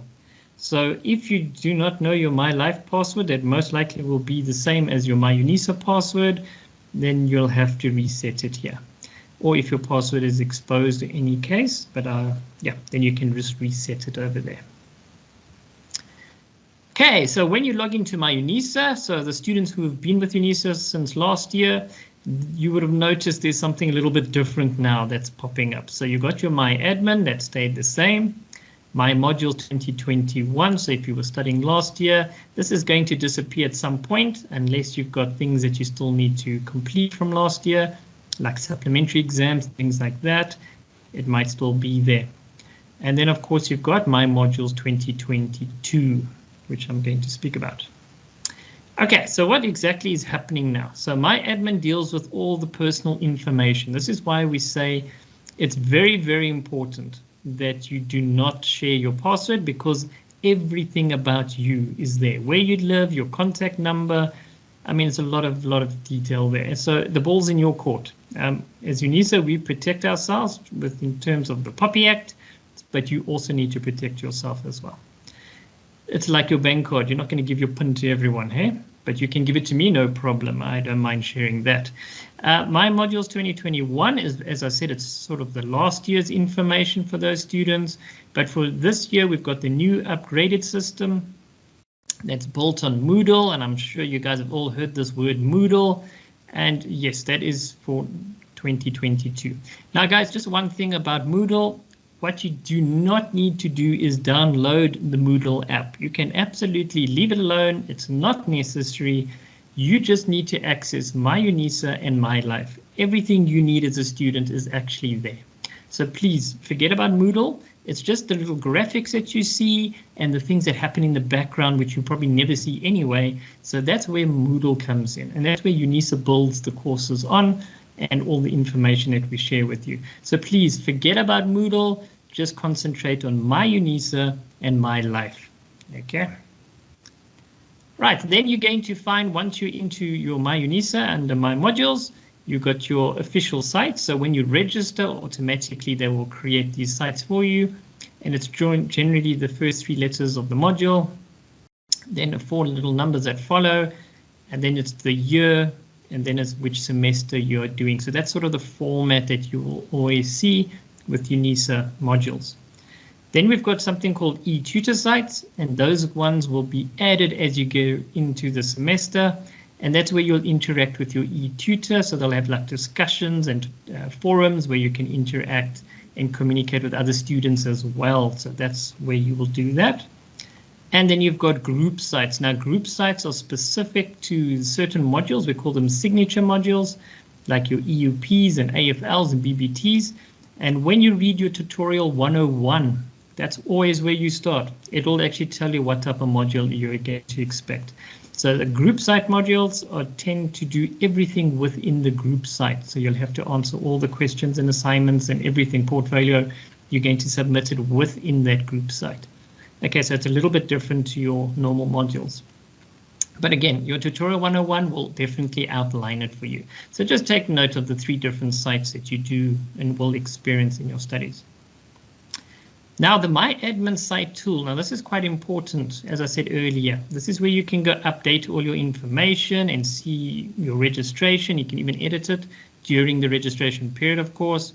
Your parcel tracking, you can do study fees quotation. So there's quite a bit of things you can do. Your academic record, which will be emailed to your My Life. It even has a stamp on it. So just remember, this is what you can access under My Admin. The examination results and timetable you also will find under My Admin. Now, I saw a lot of students were actually asking, how do we access this? So let me break away here for a minute. And I'm going to go onto our YouTube channel. Okay, and I will explain these YouTube channels a little bit later. Under the student retention unit, that's the one over here. So you type this under YouTube and you'll see the UNISA one will pop up. And you can go look at all these videos that we've got here for you. So not just UNISA things specific, but like PowerPoint and Word and Teams, you name it. My Life, there it is. And of course, there's My Admin. And there's a little video that takes you through everything you need to know. Okay, yes, it does say 2021. We'll update this shortly. But My Admin has stayed the same, so you don't have to worry too much about the 2021 part. But there's also My Life, and it also shows you how to use My Life. So you'll find these under Student Retention Unit, and that's the channel over there. Then you'll also find we've got another channel for Academic Development, Open Virtual Hub, ADV. All right, and under here you also find lots of different things about assignments, assessments, and all sorts of things that you can go through. Okay, a lot of nice resources. Also about your, there we go, postgrad, individualator app blast session that we had. So this is something that you might need to know about. So you can prepare in advance. If you've got some time, you've got some data, you can quickly come check this out. Yes. Sorry, may you kindly please share the screen while you are on now on YouTube? Oh, blimey, I forgot. Okay, yes, sorry. I was sharing the app and not the desktop. Okay, yeah, thank you for that. Okay, let me go back one step then quickly. So you go to YouTube, guys. All right, you just type in student retention unit. It'll be the very first one that you see. And then you can see all the videos over here. Okay, and there's the one I was referring to, My Admin. So as I said, don't worry about 2021. It's just the year that we created it, but My Admin side has stayed the same. It hasn't changed yet. And then, of course, there's My Life, and there's also other useful materials and videos that you can go watch. Then the ODAV side, so you're just going to type in OVH, and then it'll also be, there's only one of them, so it'll easily found. And for example, there's My Module Student Training. Okay, so it's another resource that you can come to see how to use it. And of course, there's the blast sessions for the Invigilator app that I was referring to. So make sure you go through this one on time so that when you get to this point, it won't be such a learning curve for you. And you can even do the demo, as we said. And it's a really good training. And we, of course, yes, we will have more training as we go through the year again. So this is on the ADOV side. And then for today's recording, you can also find it on the Unisa Student Support Services portal. Okay, and you'll see there's also some videos already sitting here. This is quite a new site, so you can please subscribe to it. So every time there's a new video, it will be notified to you that there's something new popping up. All right, and then you can see all this information that's sitting there for you guys. So you can go and explore. You're a postgrad student now, so part of the whole studies is to explore. Okay, so let me go back to my presentation. So just take note that little video is waiting there for you. Okay, get my pointer back on. Okay, so one of the major features with changing your password, if you are able to log into My Unisa and you just feel you want to change your password, you can go to your My Admin and it'll open like this, and then you'll see there's an option saying password management. You can click on change password. You type in the old password and then you type the new password. So that means you know the old password and you just want to go and change it. And then you'll type it in, you'll click submit, and all that'll happen is in green, you'll see there's a little tick over here and it'll say your password's updated, and that will be your new password. Now, what will happen is, it should happen, it will synchronize this password with My Unisa and My Life to keep them the same. All right, so just take note of that. Sometimes this little process does take a little bit of time to synchronize, maybe a day, but just keep your old password just in case when you try to log into My Life and it tells you the password's incorrect. Then just try the old password and see if it gets through. If it does, yeah, then you might have a little bit of a problem, or you can then go to forgotten password and reset both, which is not that great in terms of what you really wanted to achieve. But try to keep the passwords the same just to make life easier for yourself. Okay, now we hit the new things that are popping up with Unisa. Now this applies to every single Unisa student, so not just the first time entering students. My modules dashboard has been created. So when you log in and you click on My Modules 2022, you're going to see it looks quite different to the old version. So on the top of the screen, you'll see there's a nice little header bar. On the left, you'll see there's a menu. In the middle, you'll see the content page. And on the right, you'll see some information like the calendar. So that's generally how it looks when you click on it. Then you'll see if you click on My Modules, you'll see all the modules that you've registered will be popping up there, or any project sites that you might have joined. Then on the right-hand side, you'll see there's a dashboard, and there's some very important information sitting on the side as well. So about you as your profile. But your profile is a little bit limited. So when you go to profile over here, it's going to give you your My Life email address. So there again, you can see the structure just to make sure you've got it. And there's some very, very basic information here. There is a mobile app that they say you can download. If you really want to, you can. But just download the My Modules app if you want. That one works fine. I don't have any issues with that one. It is a Unisa product. Then your grades and activities and assignments. So this one's very, very useful. So this is where it's sitting now. So if you click on it, you'll see all your courses will be registered. If you click on that, then it will open up and show you all the assignments and whatever you have to do. And as it gets marked, you'll see your marks reflecting here. So just take note, it's under grades, under your user ID, top right-hand corner. Then if you click on calendar, as usual, you'll see your little calendar popping up and it'll tell you what events are coming up for you For example, here's a quiz and here's another quiz for a specific module. And then, yes, so it allows you to do a lot of planning. You can use your calendar for that reason.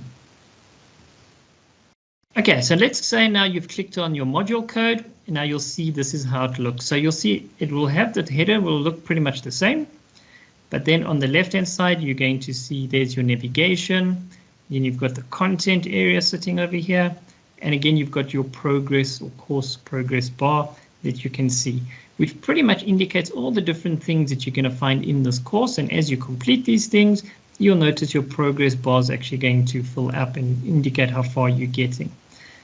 So take note of that. It's quite nice. It actually gives you an idea where you're at. So now here's all your information sitting, so that's quite nice to see. And then you can click on it and it'll open in the middle of your screen. But I'm going to demo this to you just to show you some of the little catches that you need to be aware of.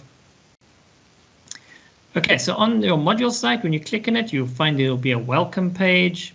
And as I said, on the left-hand side, you'll have a menu and your calendar and your course progress will sit there. And then you'll see some information sitting at the bottom. So this is where you'll really find all your materials and your prescribed materials. And let me just minimize this. Your discussion forums. So a whole bunch of information is sitting in your module. So each module, you're going to have to explore it. For example, on that left-hand menu side, you'll see your prescribed material. So if you click on it, it'll list all the prescribed books that you need to buy, or you can consult your tutorial 101. Where do you find that? There we go, under official study material. For example, there it is. You click on it and it'll open up. So just take note, go and read your tutorial 101 because it's always the first place you start with every single module that you do. Just very importantly, in this same little area, you will find past exam papers where they are applicable though, and study guides. Then under announcements, there we go. You'll see your announcements will pop in here. And then you'll see from your teaching assistant or your lecturer, you'll find all your announcements here. So what I suggest is right in the beginning, make sure you go and check your announcements for each module at least once or twice in a week, just to see if there's anything new. Because they are still linking this system to the emailing system that will then email it to your My Life email account every time there's a new announcement. So in the meantime, what we suggest is just make sure you go check them out regularly. Now, during your course, you're going to find it's basically three different little tasks or assignments or quizzes that you're going to need to do. It depends on how it's set up with your lecturer, but these are the general ones that you find. That if, of course, you need to do them. The first one is your quizzes. All right, so you'll see they give you a quiz, you'll click on it, and then it'll give you sort of a multiple choice that you're going to work through. And then it'll also indicate how many questions you got and if you answered those questions and that type of thing. So this is the one that you're going to see. The second one is when you have to upload a document. All right, then you'll click on it and then it'll bring you to a window looking like this. Now, don't worry about all the steps. I'm still going to come back to that in a second. So yeah, you'll upload a file, so it looks something like this. So you'll click on this little guy, you'll select your file, and then your file will be here. But I'll show you this a little bit more detail. But this is the other type of assignment type tool that you're going to find. Please try and save it as a PDF. So yes, I'll show you now how to do that. The other one is your discussion forum. Okay, so you'll add a discussion, you'll type some information, or you'll reply to, let's say, your teaching assistant or your lecturer. And once you reply, you'll see it opens like this, where you can then type in your answer, and then you can click on post. So when you click on advanced, this is also very useful. You will see you get more features available that you can actually use when typing in your forum. And it also allows you then to upload files if necessary. So just take note of that. So those are the guys that you'll generally see, but I'm going to show you something a little bit later now. A lot more detail about the steps that you need to follow.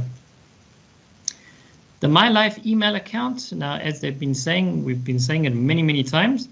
To activate it, simple guys, once you've claimed your login, after 48 hours, just click on My Life email. You'll find it on My Unisa page.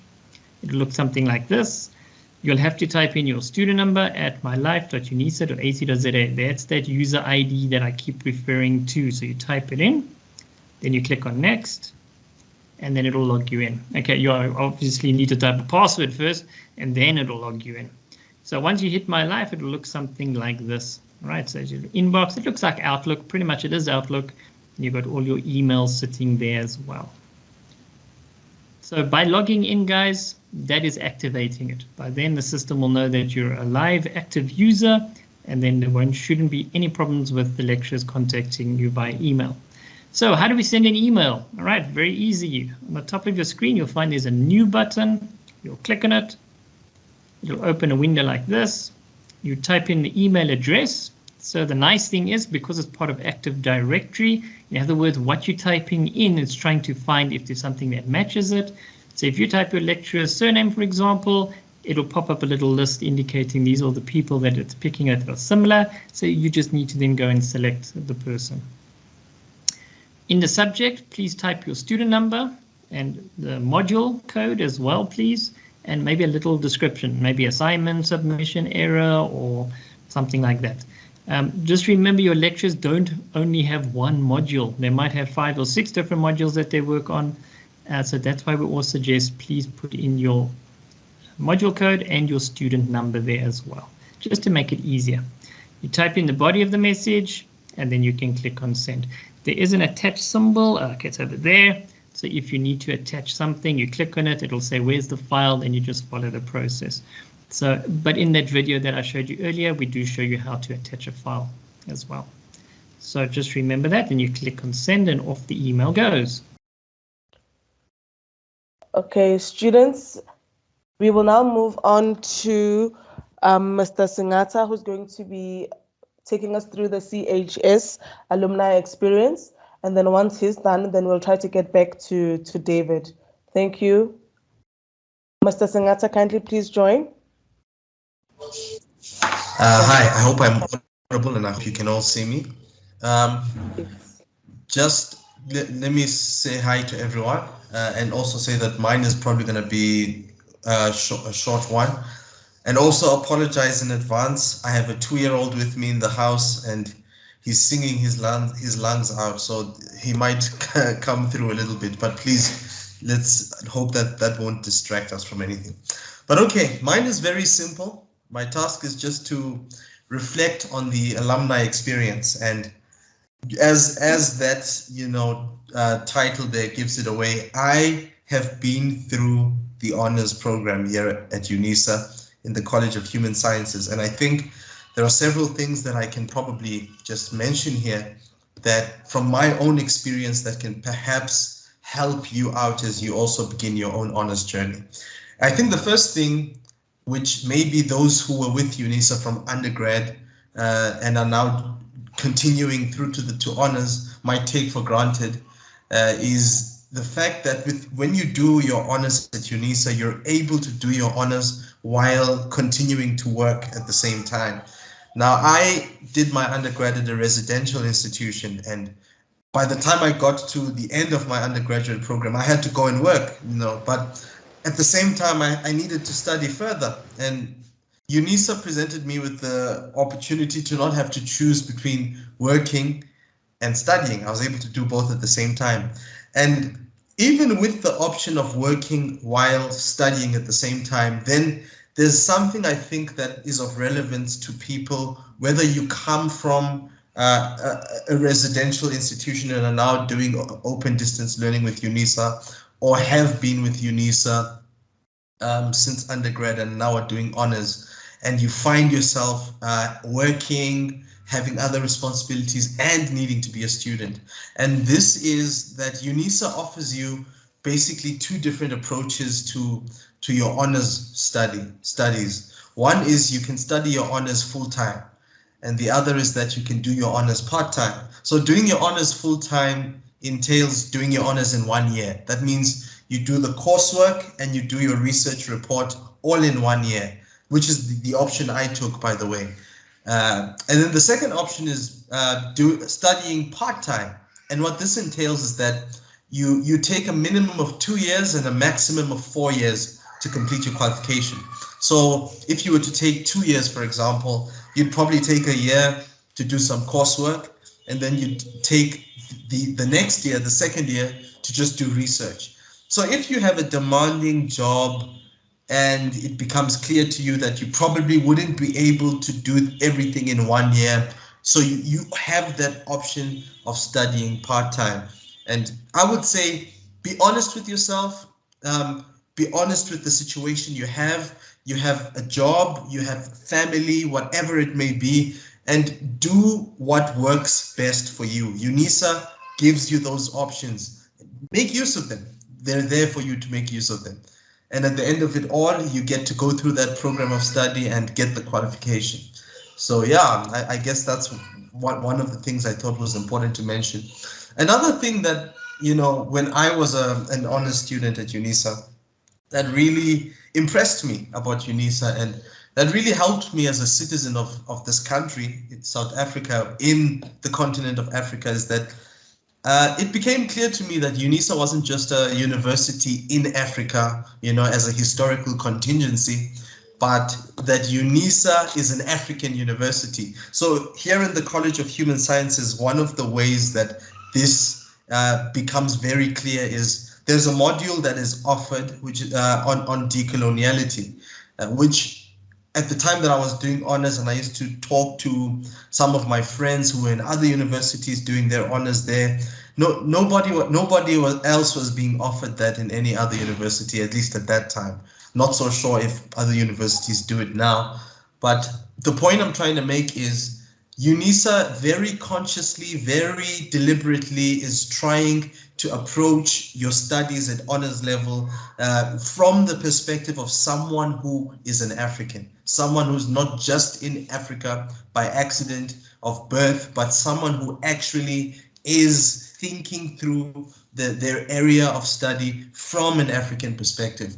That is invaluable. That is, no matter what qualification you're doing, that is invaluable. And for me at the time, even for the work I was doing, because I happened at the time to be working deep in the rural areas of the Eastern Cape, and being able to think through some problems with a specifically African lens did actually help me out in my work at the time. Unfortunately, I can't get into the specifics of that now because of time, but I think the next point I'd probably like to bring up here is the shift from how studies are approached in undergrad to how studies came to be approached in honors. And I guess this is a bit of heads up and a bit of also of encouragement and a bit of advice on how you should see or approach your studies, your honors studies at Unisa. So this shift was from trying to memorize certain things, or shift from trying to sort of flesh out what particular experts in whatever area of studies you are in say and think, to actually grappling with the nitty-gritties of things and trying to narrow the focus and trying to develop an academic niche. So my honors lecturers, a lot of them I've even maintained contact with beyond honors, and I have one in particular who now is my supervisor, and as I continue my postgraduate studies, sort of pushed me to narrow my focus, my academic focus, to sort of try to take a chance and develop a niche area of interest in my academic research. In other words, beyond just being a jack of all trades in whatever respective fields we find ourselves in, there's a push to becoming an expert in something.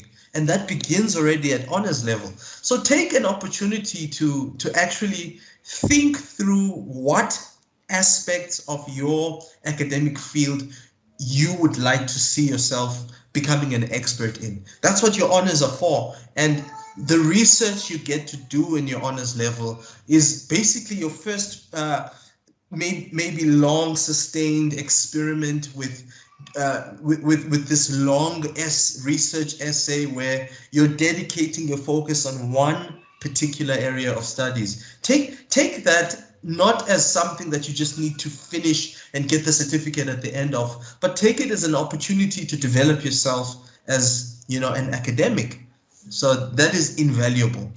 And I think that connects to the shift in NQF level, because before that, the highest NQF level would have been NQF level 7. But once you get to NQF level 8, which is what you're doing now at honors level, even when you're dealing with coursework, let's even leave research. Even when you're dealing with coursework, you'll discover that the way the questions are being framed are forcing you to pay attention to not just what people are saying, but the methodology that led them to get to those statements. So in other words, my experience of doing honors at Unisa was there was a refinement in the way that I approached problems in my field of study. Not so much being given answers, not so much being given views, though that was also offered, but particularly in being assisted in how to frame questions and how to understand how others frame questions to arrive at particular positions. So all of this is to say, take this year not as a race to the finish line, not as a dash to get to the stage and to get your qualification. Because if you get on that stage and you haven't appreciated the process of being transformed as a thinker and learning to do that slower, longer, harder work of actually thinking through problems and learning how to approach thinking through problems, it'll feel empty at the end of it. So I guess that's what I found in Unisa, as an honors student, and it left an impression on me to the extent that I then went through further study at Unisa, and I'm still continuing to study at Unisa. So I think, if anything, I would say I encourage you to take your time, relax in this, find what you need from this honors program. There's a lot that's offered. Maybe you need some part-time, maybe you need some full-time. Find what you need, be honest about where you are as a student. Take note of your mental health and take things at your own pace. And from there, I would say take the time to appreciate what's being offered and to explore it all to its full potential. Stretch yourself, because that's what this program is here for. You are here to be stretched. And I think the mere fact that you didn't end at an undergrad and came through to honors and even qualified for honors means that you're the sort of person who's looking for a challenge. And that's what you're going to find, the sort of challenge that will stretch you, and you'll be shocked at what you're capable of if you actually take the time to take this in. You'll be shocked at what you will be when you come out on the other end. I'm not just saying these things to make Unisa sound amazing or whatever. I have been through the process myself, and I couldn't have expected, what I came out with at the other end. So I would say enjoy this, be challenged by this, but take your time to go through the process, be present, and this is it. This is you moving towards your future. So enjoy yourselves. Thank you. Thank you very much, Mr. Singata. That was amazing. We are inspired. If this is the caliber of students that Unisa produces, then we are in good hands indeed. Thank you very much. From this presentation, I take that we do not just study to finish the qualification, we study to grow, to build, to understand. So thank you very much, Mr. Singata. That was amazing. So we're going to go back to Mr. David Hubstart. David, are you ready? Yes, thank you. I'm back. I see Fiber decided to drop me this morning, which is quite rare. But of course, the time I'm presenting, then it decides to do this. The other thing that we do get a lot of queries on, guys, is about using the forwarding option. So you want to send or receive emails from My Life, but to your Gmail account or your work email account. So what you can do is you click on this little gear icon, right there it is. Click on it. It's basically the settings. Towards the bottom, you'll see mail. So you click on mail, and then this little guy will open.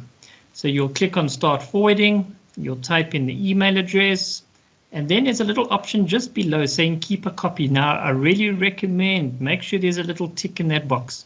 So what happens is when an email comes in, it sends a copy to your other personal email account, but then the copy of that email still stays within My Life. If you don't tick that little guy, what happens is it actually deletes that email. So once it forwards it, it empties it.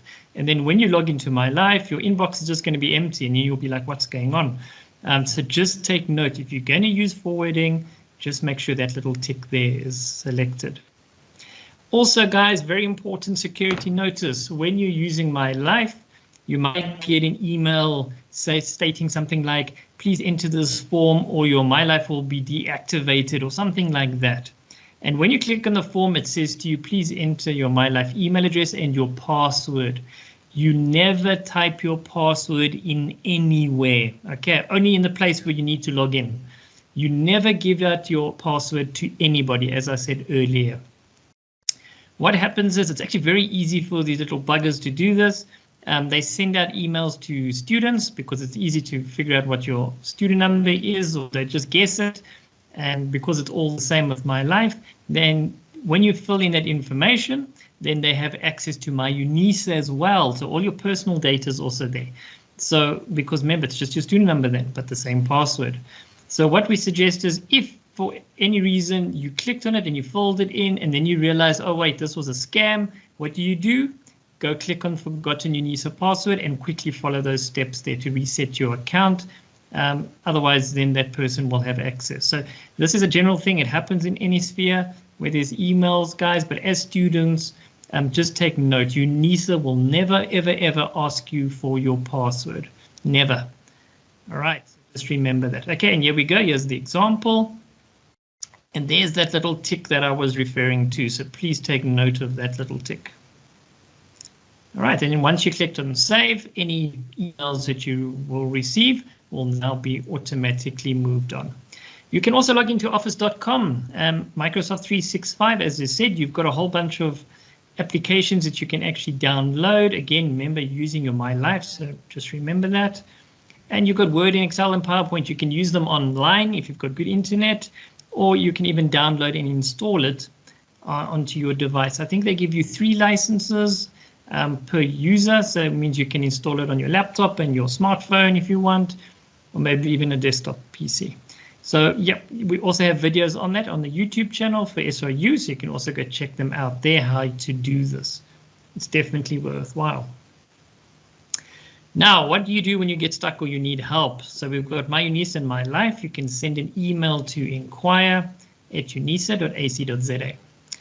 If there's any issues with your modules, so when you go to My Modules and let's say one of your modules is not there, or all your modules are not there, although that shouldn't be happening at this minute, that should be okay. In case, just send an email to mymodule22@unisa.ac.za. Please take note, there's no S after the E, so it's just mymodule22. Then inquiries, I'll show you now how to access that little list. Okay, as I said to you way back, there's a nice resource that we have available for you, and please write this down, save it somewhere. I will post it in the chat, but just make sure you've got this little address here at the bottom. tinyurl.com/mymodulesguide. This is critical. Okay, this is a critical resource for students. You guys must know this resource. So let me quickly show you where it is. So when you type it in, it's going to bring up this address. It doesn't matter which one you type in, but long as you've got it, it'll bring you here. You do not need to log in, just like what I'm doing. Okay. All right, then you scroll down and then it'll tell you this is all the resources that we've got available for you. So if you go down a little bit further, there you'll see the lessons. And let's say, for example, you want to know how do I access my module content. You'll go click on lesson number 8. It'll open a little page like this. You can scroll down a little bit more and there's the link of the resource. So then you click on it and it's going to open a document like this for you. Okay, there's actually a video here, a YouTube video. Okay, cool. All right, so there it even explains that there's a little video. Okay, my sound probably won't come through because I didn't share sound, but oh, you might hear it through the mic. So there it says My Modules and it tells you, okay, this is how you do this. This is what you see, and it gives you some content there. All right, so this resource, as I said, guys, is very, very important. It's critical for your studies. So once you're done with that little lesson, you can move on to the next one. And this takes you through everything you need to know, how to do the assignments, how to do the discussion forums, how to log out of My Unisa, very important. You need to know that. There's also webinar recordings in here. So if you go click on it, you'll see all the recordings that we've got for all the training that we've already done this year with undergrads. So you can access that there. You've got downloadable guides. So if you don't want to be on the internet all the time, you can come download these guides. They're PDF documents, download them to your PC or laptop or smart device, and then you can access it that way as well. And we've also got video tutorials that you can also access.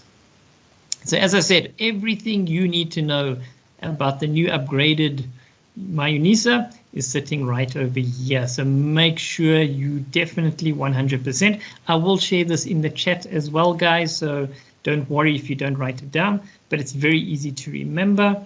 It's just tinyurl.com/my modules guide. Okay, and that will take you straight to this website. You do not need to log in. Even me, I'm not even logged in at the moment. So don't even have to worry about all these other things. It's just about the resources below. Then the other thing I need to show you is, and I've actually went and closed it. Wonderful. Let's quickly open that. So you go to My Unisa's page. All right, there it is, inquiries. Okay, this young man, Trust, I know him very well from this region where I am. He's currently sitting in Switzerland with his research, and it's so awesome to see a picture of him. Okay, there we go. So you click on inquiries. Then what happens here is it's going to give you this long list of all the contact details you could possibly imagine for Unisa. Okay, it's just taking a little bit of time because I'm had to use my cell phone now to connect. So it's a little bit slower. All right, so as you go down, so there's the inquiry, there's the contact number. Then you can see basically student admissions and registration. So there's a whole bunch of contact emails here. And as you go down, there's assignments. There it is there. Exam admission. There they are. There's also with the colleges. They've got people's names and contact numbers. For finance, there it is. And study material. Now a lot of people ask, where's the email address? There it is. Dispatch. Remember, use your MyLife email account. Then your college-specific inquiries, so there's CHS, there it is. For regional centers, if you are staying near any of the center service centers, yeah, all the contact details. For example, accessing the computer labs. All right, for Eastern London, if you're that area, this is how you can email and contact them. There's the library services for them.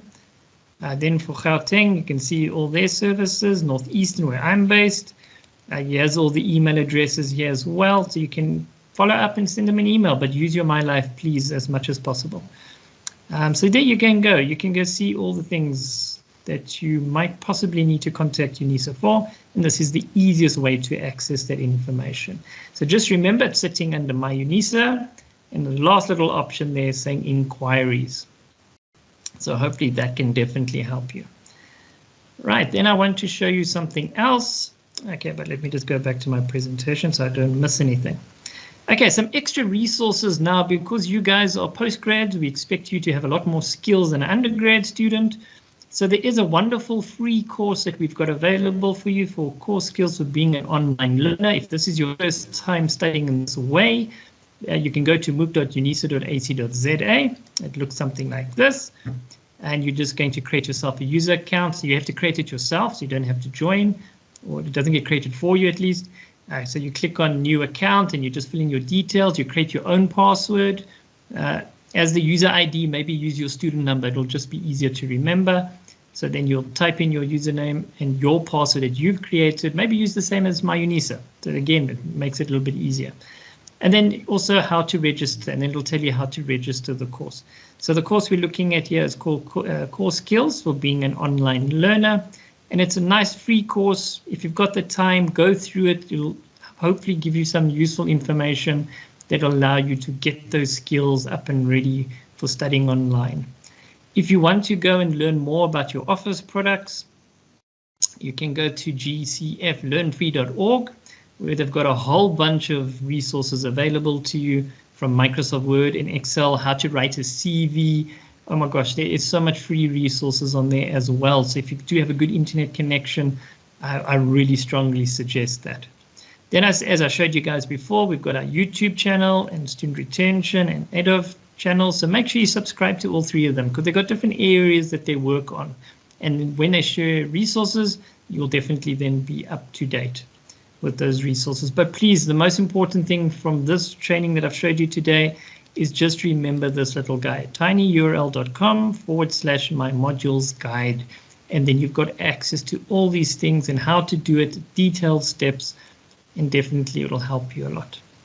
All right, thankfully I'm at the end, so please do post your questions.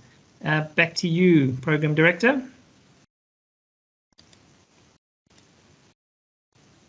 Thank you very much, David. And thank you to all our other presenters for all the informative presentations. We are now going to move over to the question and answer session. Kindly note that if the questions you've posted in the chat have not been answered, you can just raise your hand and we can take 3 questions at a time, and then we can pose them to the speakers. Also, please be reminded to fill in the survey that was posted in the chat so that we know what to fix for the next orientations and things of that sort. Thank you very much, students. Thank you very much, colleagues. May we kindly please move on to the question and answer session.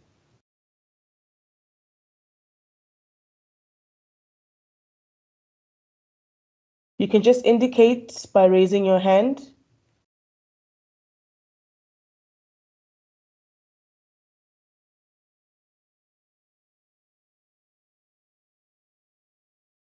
Okay, so we've got 2 hands up so far.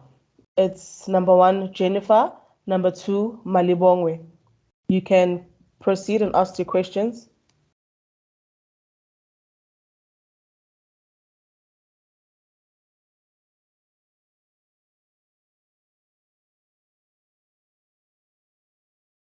Jennifer, you may proceed.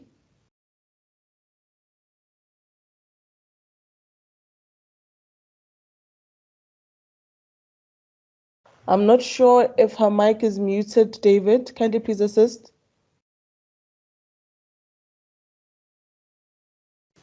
Okay, let me quickly check. Give me 2 seconds.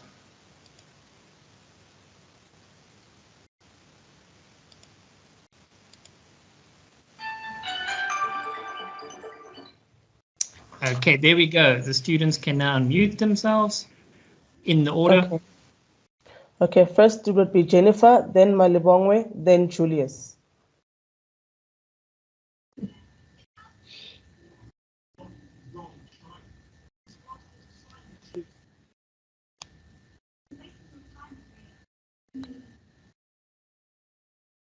Okay, Malibongwe.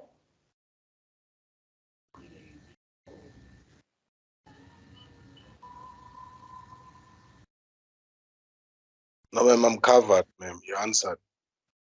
Oh, you are covered. Yes, All I'm right. covered. Thanks. Thank you, Mr. Malibongwe. Mr. Julius?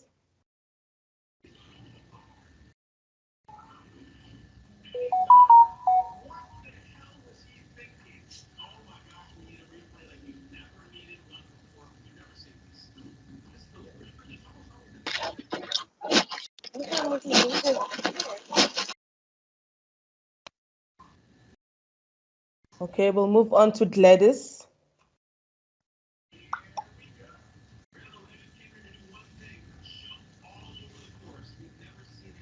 Gladys?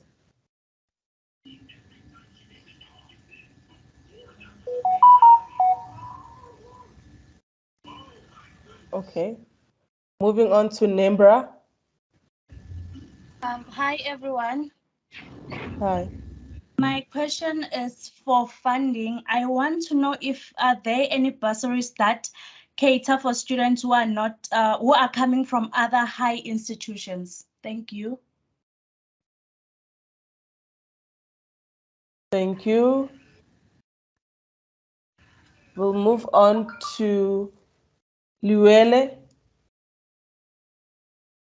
Hi, good day, everyone. Good day. Mine is on student support resources. I know that in the past, UNISA have been assisting students with data. I want to check, do we still have that provision for data? Thank you.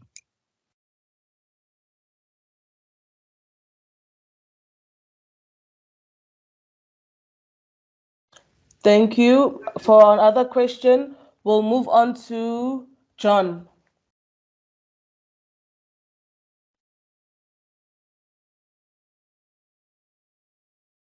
With logging in on my life or accessing my life, my life email address, is it possible? Will I get help if I go to the VAL UNISA offices? If I just walk in there. Noted. Those were the first three questions. One for funding, one relating to data, and one relating to my life. Colleagues, may I kindly please assist? We'll start with the funding question.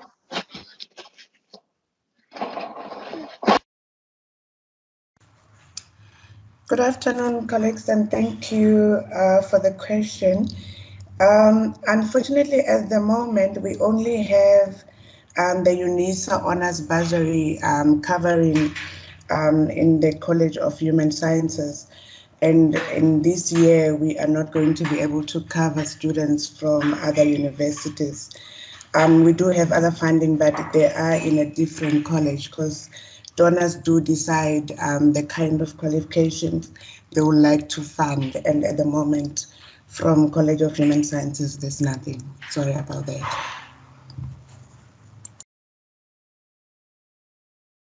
Thank you, Ms. Molalo.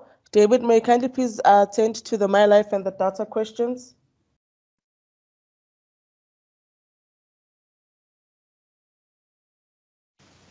Okay, thank you. In terms of data, I haven't seen anything yet, but if there is a development, there will be a notice on the My Unisa announcements platform. And then in terms of My Life, definitely you must just please book before you go to the Vol campus. There's a booking application. You can just do a quick Google search, Unisa booking app. Book yourself, go to the computer lab. The computer labs are now open, so students, you guys can book yourselves, go there, access the resources, and definitely the colleagues there will help you with your My Life problem. Thanks, Chair. Thanks, David. Then may we please move on to George, Richard, and Solomon.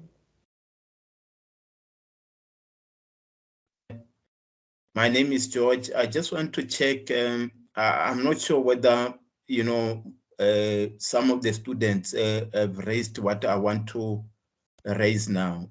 You'll forgive me if it was mentioned on the chat. I just want to check whether there is a particular link or a site where we can be in a position to access all these presentations that have been shared with us. Thank you. Thank you, George. Presentations will be shared. May we move on to Solomon and Richard. No, thanks, Chair. My name is Solomon. I'm wondering, man. I think my question it will be based on I've registered for honors. Then what happened is that I then realized after registering to saying, look, here it's a lot of work that I need to do. But then I just wanted to find out, is that possible for me? Because if I'm working, I'm a family man, I realize now that say, look, this is a lot of work that I need to do. And I've registered those 5, the 2 are research and the other 3 modules. Now, at some point, I thought of deregistering, but I just wanted to find out whether would you have any option, like for instance, in spite of me losing my, like for instance, if I had deregistered, there would be 40% or something that I need to forfeit or something like that. So I was just finding out whether there are no other ways that I might not, if then I want other ways that I might not lose, that 40% because of, registering this nowadays is too expensive. So I'm just asking whether there won't be any other options for me to maybe, like for instance, peg other modules and maybe continue with 3, but not losing the registration. Thanks, Chair. Thank you, Solomon. Noted. Richard? Good afternoon, colleagues. It's Richard Ngobo from KZN. I think my colleague Solomon Dul has or is having the same problem as mine, even though mine or my modules that are registered, it's 3. So I'll wait for the answer because I think we've got the same problem with Solomon. One more thing I would like to find out is has the date or the submission date for the assignments been reviewed since there was a problem with connectivity or something like that? Then we received emails that the dates will be reviewed, but every time I check, I see that it's still the same old dates. Thank you. Thank you, Richard. Noted. Colleagues, in terms of registrations, may we kindly please ask you to email artishonors@unisa.ac.za. We will put the email address in the chat, but kindly note that should you cancel your registration 10 days after the cooling period, you will forfeit the minimum amount paid. But for further details on that regard, kindly please email that address. It will be posted in the chat. And Solomon, in terms of dates being changed after the issue with connectivity on Moodle, David, may you kindly please assist in this regard?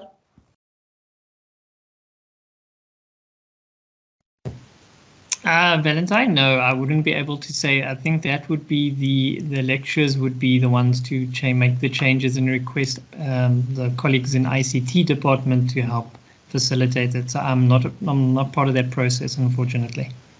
Okay. But what I suggest is check the announcements and check the discussion forums, because I'm sure other students would be having exactly the same question. Same problem. Okay, so kindly please check the announcements and also please make contact with your primary lecturers to see if any arrangements have been put in place to assist. Then I'll move on to the other hands. Thomas, Anna Shongwe, and Mlebuche.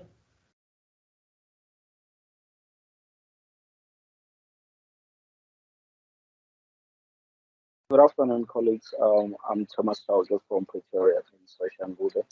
The questions that I have, because some of us who work from 9 to 4, so I wanted to know if you guys could actually recommend or maybe talk to those who are working at those regional offices where we can collect maybe the books that we've borrowed from the library, because I've checked that they open from Monday to Friday. They don't open on weekends. So how are we going to be able to get those books?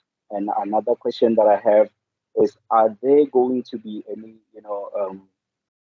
bursaries for owners next year, 2023 or what? Thanks. Thank you. Anna Shongwe.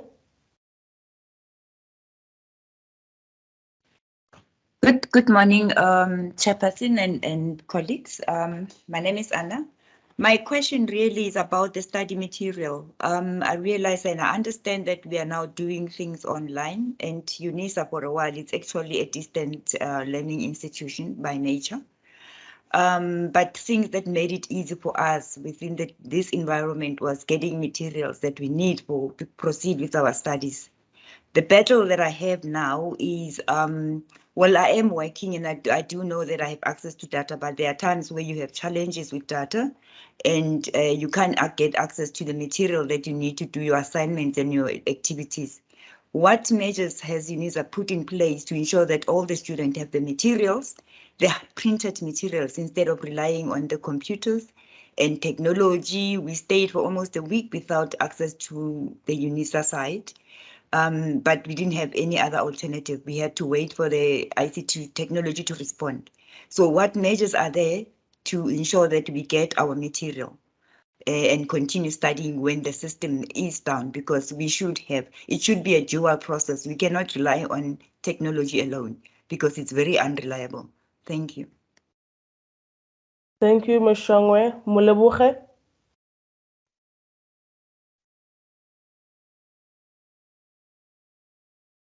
Question is just, I'm not sure, is based on Turnitin. I'm not sure if everybody who's doing their honors has the same problem, but then the Turnitin site is our modules have not been registered there, and when we send the email, they insist that the modules have been registered on Turnitin. Maybe if you can just give me clarity or an idea when, or if you have an idea of what's going on, because we have like assignments that are due next month, and none of our modules, none of the 2022 modules have been registered on the Turnitin. Okay. Thank you, students. May the colleagues from the library and the bursary kindly please assist with the first two questions relating to library hours on the regions and also bursaries being available next year.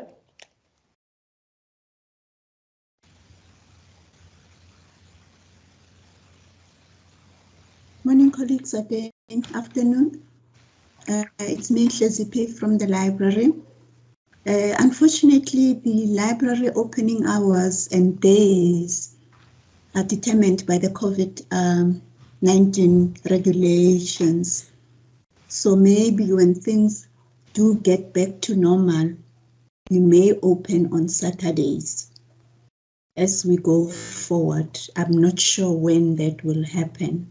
I don't have an answer for that. Thanks. Thank you. And then David, is it possible to assist with the Turnitin question? I am available for that. Okay, thank you. Yes. When it comes to Turnitin, for students that are registered for the first time in 2020, they are not yet connected. Their information is not yet updated. The reason being that we are using Moodle and we are busy uploading the information on Moodle, and most of the students that registered as from 2022, they have challenges. But the students that were registered as postgraduate students before, they don't have a problem. But students that are registered for the first time in 2022 as postgraduate students, they are not yet their information is not yet uploaded on Moodle. I think we are answered, Mulebuche. No, okay, because I'm a previously registered student, hence I was asking. Yes, but were you registered as a postgraduate student or as an undergraduate student? Because yes, because if you were registered as a postgraduate student, you used Turnitin last year, then you won't have a problem this year. But if for undergraduate students, the Turnitin is only for examination. Okay, I was registered as, I wrote my research methodology exam last year, so I was registered as a postgraduate student. And then what I did was that I filled in that form, you know, the form when you ask them to add your modules, because I understood that I had to do that because my Turnitin account is active, but my modules have not been registered. Okay, may you please send your query to Turnitin email address that I included in the chat box. All right, not a problem. So that will be answered by people who are responsible for Turnitin, because they are in CHS, but I have already added the Turnitin email address there, but also in my presentation, which will be shared with you, the Turnitin address is indicated there. All right, thank you, ma'am. Okay.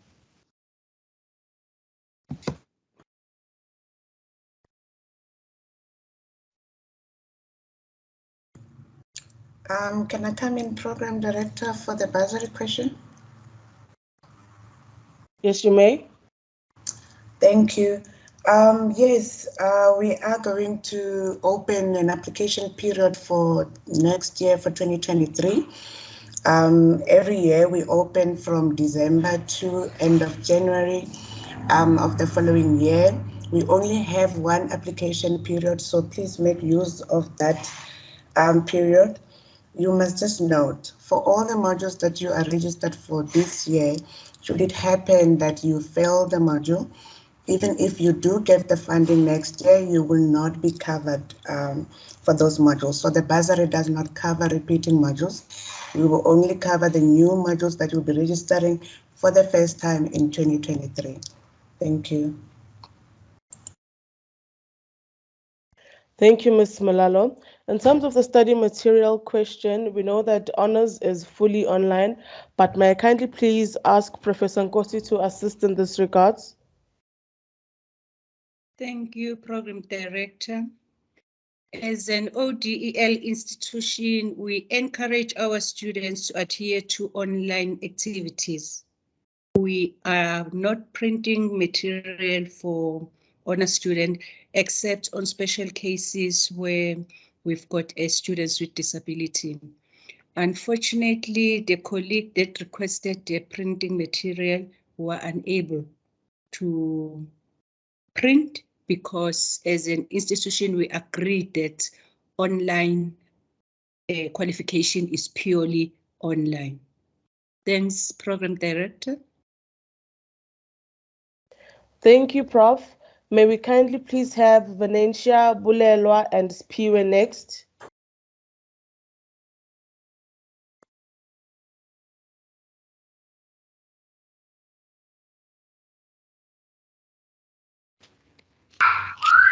Okay, good day.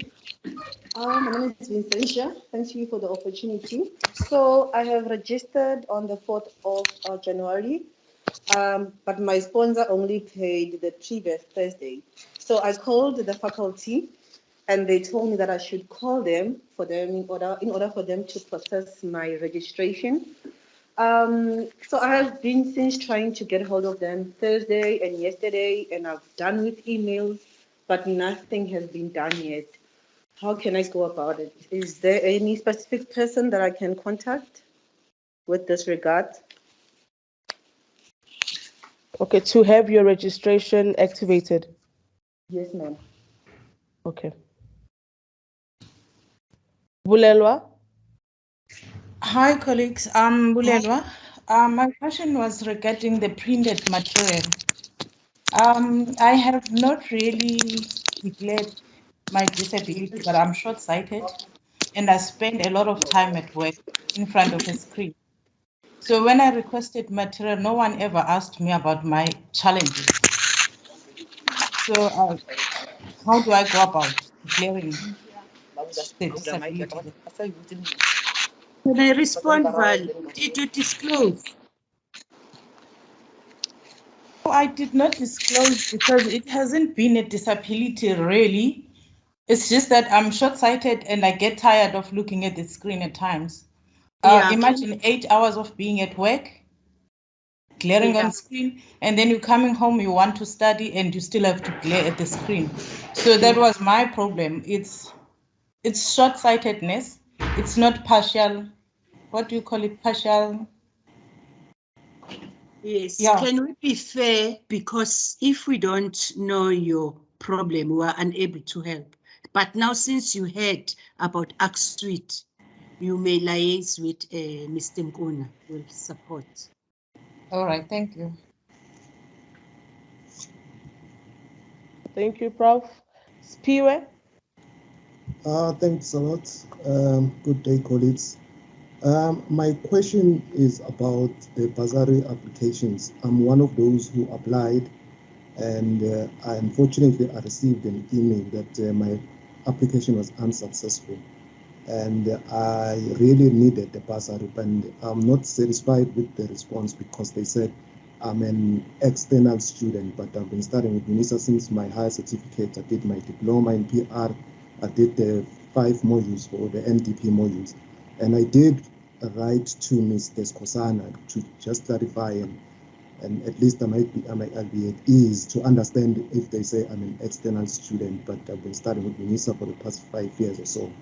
I also wanted to know if it's worth it to actually appeal the decision, because I really need the bursary, and I think even if I can study now and complete all the modules, but I won't be able to maybe to graduate because things are a bit tight now when it comes to employment because of the lockdowns and stuff. So I wanted to know, is it worth it to actually appeal, since they said they already are in the stage of allocating funds for those students who are successful, if maybe there would be a magic or turn of events where those who appeal, then they feel that we deserve maybe a chance to be funded, because my results, I feel, were fair enough, because I got 30 modules for the diploma, I got 4 distinctions for the NDP and 30 modules for the diploma, and I felt that maybe I deserve the bursary. Thank you, Spiwe. May the colleagues from the bursary section kindly please assist in this regard. Thanks. Yes, you are given an opportunity to appeal, and Mr. Skosana is the right person that you're supposed to send the appeal email to. It does happen that mistakes like that can occur, but he will have to go back to the system and just confirm what you are saying on your email and be able to give you feedback. We do have enough time for appeal until the 15th of April. Oh, wow, we're already around the 9th. So the latest for our appeal is the 15th of April. So if you have already sent through an email, it means you are covered, which will be able to assist you. You should just note that we are still going to consider all the bursary conditions. You still need to meet all of them for us to be able to award or to approve your bursary application. But yes, please go ahead. Whatever the response you got there, if you are not satisfied, please go ahead and send through a response to Mr. Skosana until you get to a place where both of you guys understand each other. Thank you. Thank you, Ms. Malalo. In terms of having your registration activated, I think it was Venetia, there is a colleague at Arts Honors, Ms. Marlies Prinsloo, who should be able to assist you in this regard. We will put the email address in the chat for you to pursue the matter further. Chair, can I just come in on that as well? I think it's also important that the student checks on My Unisa if the amount that has been paid is actually showing there already, because that can also be the delay. Thank you. Okay, noted. Thank you, Ms. Molalo. We're going to move on to the last set of hands. It's Petunia, Mr. Zungu, and Ellison.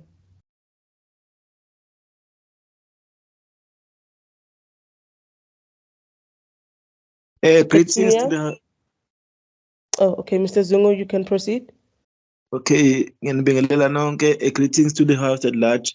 What I want to know is that how many modules should a person register in order to qualify for the honors, in order to qualify for the bursary? Because on my side, I have registered only 3 modules. Thank you. Thank you, Mr. Zungu. Petunia? Hello, everyone. My question is in regard to the Unisa bursary. I have applied for the bursary and my registration was finalized, but I never got a confirmation letter to confirm that I got the bursary. So I wanted to know if I got the bursary. Okay, thank you, Petunia. Ellison? Good morning, everyone. I just want to ask a question with regards to the library. So I've never been to the library before, so I just want to know if I maybe request for a book to be delivered to the library, how can I get access there? Because I don't have any I don't have the library access card yet. It hasn't been issued to me. So how do I go about that?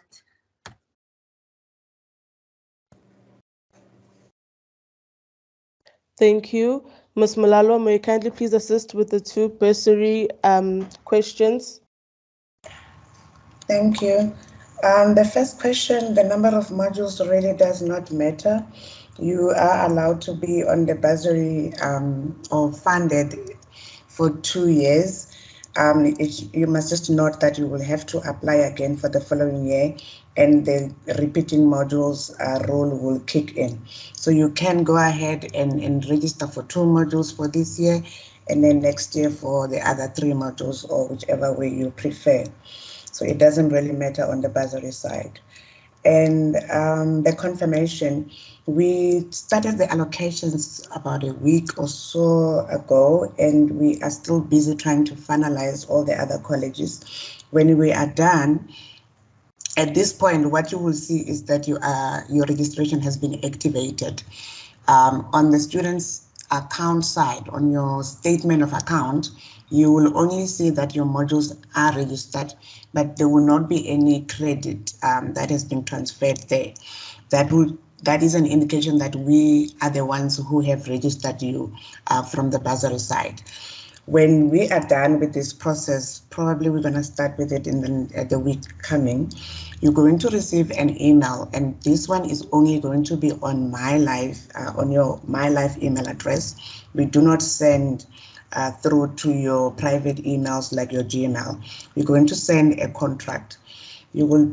This is a way of indicating to you guys that you have been approved for the bursary, and your way of accepting the bursary will be when you return the contract, a signed contract, back to us. There will be instruction on that email on how you're supposed to do that. And only when we receive your signed contract, then you will be able to see a change on your statement of account. And that will be your final confirmation that everything has been sorted from our side. So in the meantime, there's really nothing much that has been communicated to students. We're trying to push the part of getting all the students from all different colleges to be activated. Then the next step will be the contract. I hope that was clear. Thank you.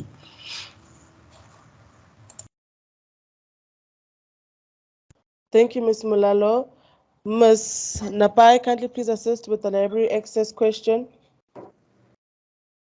Hi, Petro, and all other students. If you have requested a book from the main library, or you want to go and find out from the branch, you don't have to have an access card, so long as you can produce your registration student number and maybe accompany it with your ID so that they can prove whether you are legitimately whoever you say you are. You'll be able to get that book over the counter. The access card is only meant when you want to go and sit at the branch or at the main library and inside the library to study.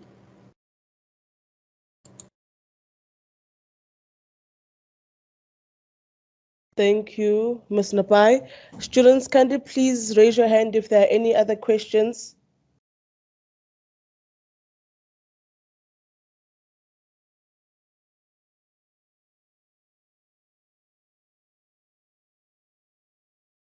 Okay, this will be the last 3. Abby, John, and Jennifer.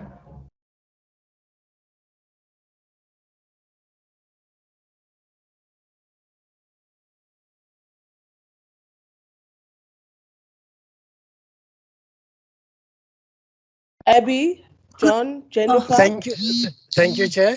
That's Abby. I would like to also ask a question based on the access card. I've been to Unisa Sunnyside branch 3 times already in trying to make a access card. The first time they said that people who are working with access cards are on strike. And then second time when I went there, we sat down, we were too many there. And then we sat down for about 5 hours and we were informed that the person who is doing that is around, but we did not get help. And the third time, it was this week on Wednesday. I went there again. We were about 7. We were told the same, that the person who is doing, who is to assist us with access cards is around. And we sat there for about 3 to 4 hours again. Remember that we are employed, and we just took advantage of those few hours that we were being excused from work. And could you please do something? How can we best get assisted? Because we wanted to get access to a library as well and other areas of the university. Thank you. Thank you, Abby. John, please proceed. Okay, thank you. I want us to go back to the issue of Turnitin. Somebody said that the people who were only registered this year don't have access to it at the moment. When do you think we will be able to have access? Because some of the assignments are ready. We just need to turn them in. Thank you, John. Ati? Okay.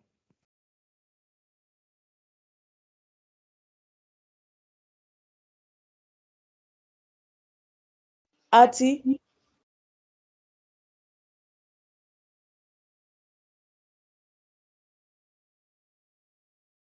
Okay, Pedro, please proceed.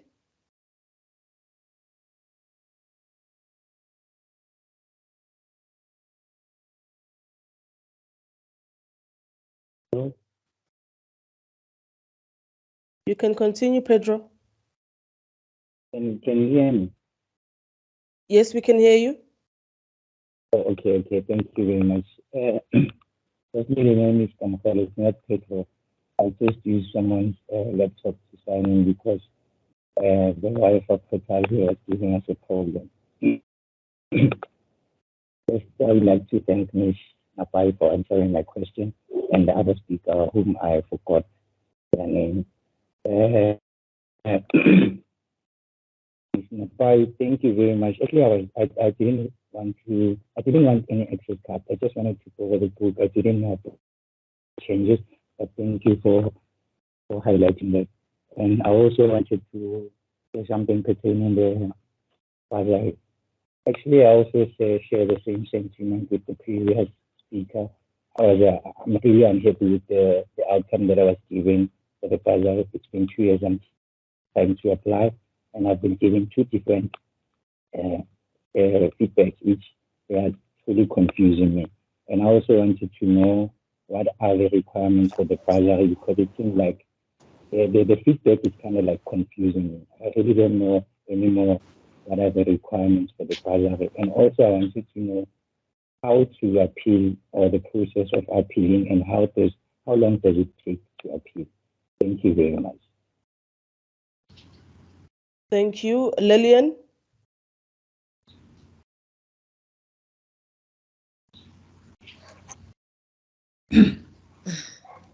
Good afternoon.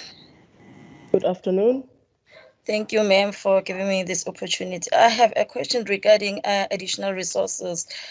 In the honors that I'm doing, there must be articles that must be downloaded. So sometimes it becomes a problem for me to be able to download those articles. Sometimes it's network and so forth. So my question is it possible for lecturers to upload those articles for us to be able to download them from My Unisa or anywhere?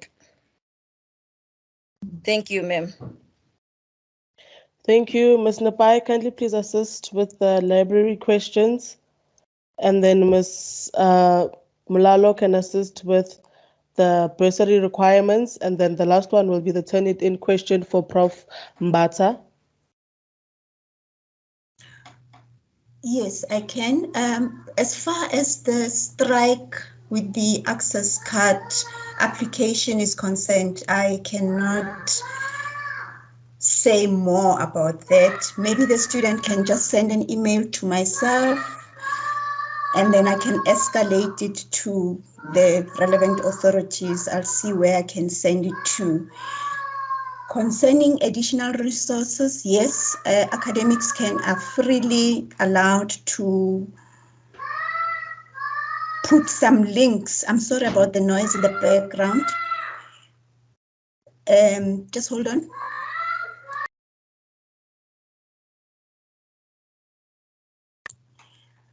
Academics are actually allowed to put links on My Unisa so long as they can be the ones that are permanent links, the ones that when that things change on the database, students can still have access to. So they just have to liaise with the library, and then there's a lady that does the e-reserves. We can put them in touch with her.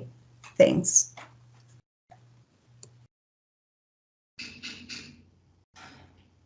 Thank you, Ms. Molalo. Thank you. I was struggling a bit to hear Petro, but I think the part that I have managed to hear was the requirements and the appeal. He will let me know if there's something else he needed.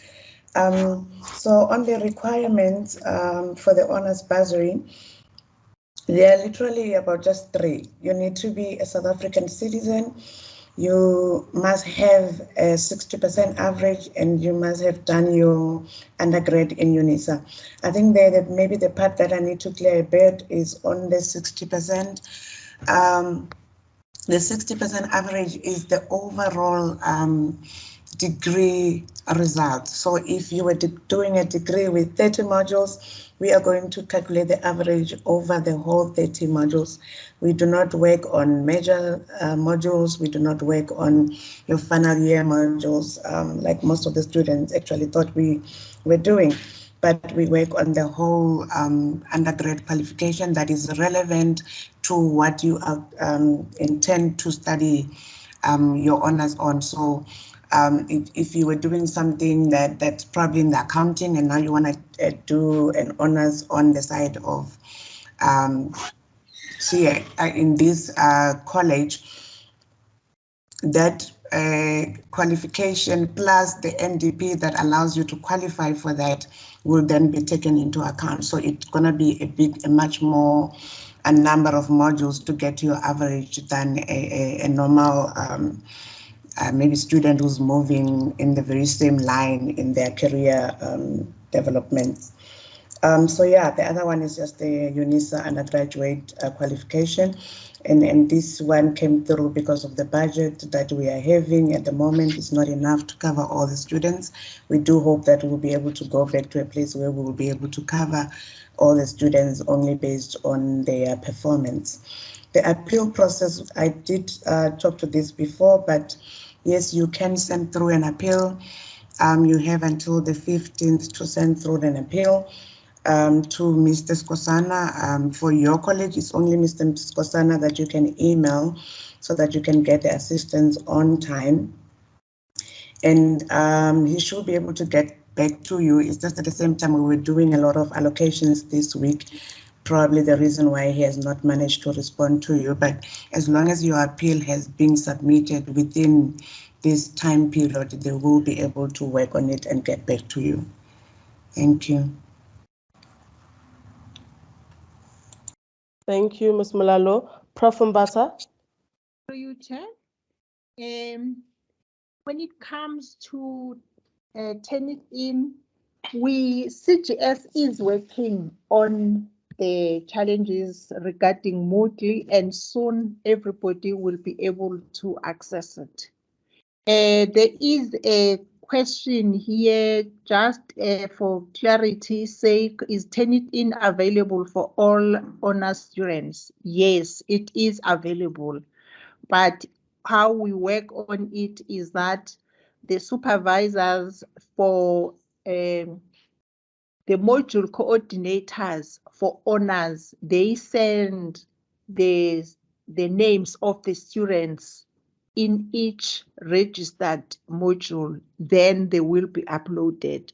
But if you are registered for honors for first year, which means you are not yet uploaded on Moodle, then you won't be able to have access even though you did undergraduate with Unisa.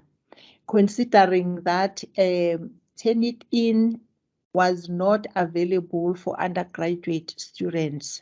Therefore, you are not part of Turnitin.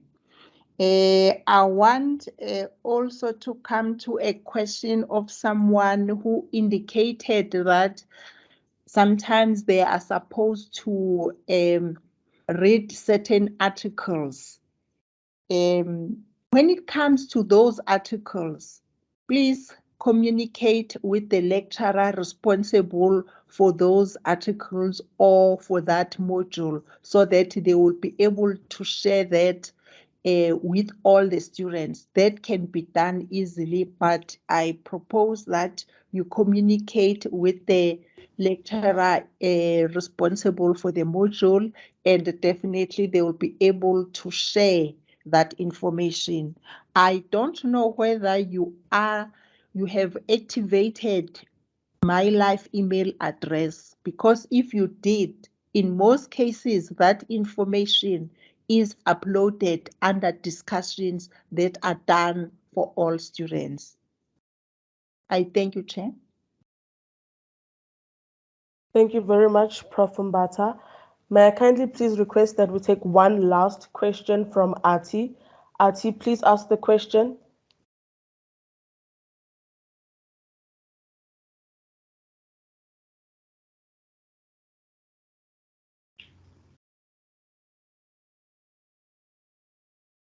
Ati? Going once, going twice?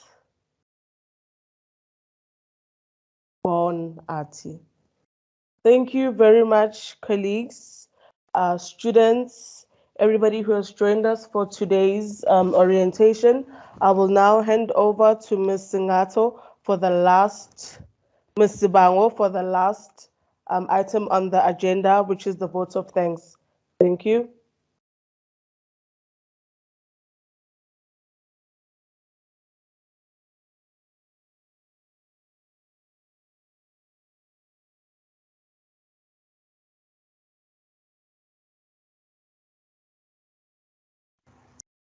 Good afternoon. Can you see my screen?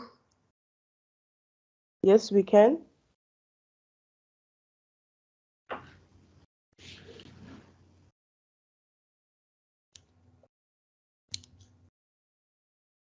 Good morning. I'm Ms. Babalwa Sibango from the Department of Communication Science, and mine is to just thank you. Thank you to all the students who have attended this workshop, this orientation. I'm sorry. Thank you on behalf of Professor Sarombe from the Office of Tuition and Student Support. I also like to thank you, our Program Director, Ms. Temingosi Mkulu. Thank you for your job well done. Thank you also to our Deputy Executive Dean, Professor Ngosi, for making time and welcoming our students and guest presenters. Thank you also to all our guest presenters for the valuable information that you have shared with our students today about the services that are available to them. Thank you also to the colleagues who have done a great job in organizing this orientation, colleagues who've been working behind the scenes, and thank you also to the colleagues who have been responding to the student questions on the chat. Thank you once again, colleagues, for your excellent support and the work that you have done. And to the students, thank you for taking your time to attend this orientation on a Saturday. We appreciate your presence. And thank you also to the colleagues who have attended this orientation. We have posted a feedback survey on the chat, so please, we would like you to complete this feedback. It will assist us to know what we can improve in our future orientations. So please do take time to complete this survey. And to the students, we wish you all the best with your studies at UNISA, and we are here to support you throughout your academic journey. So please enjoy the process. Thank you, and we wish you a good day further. Thank you.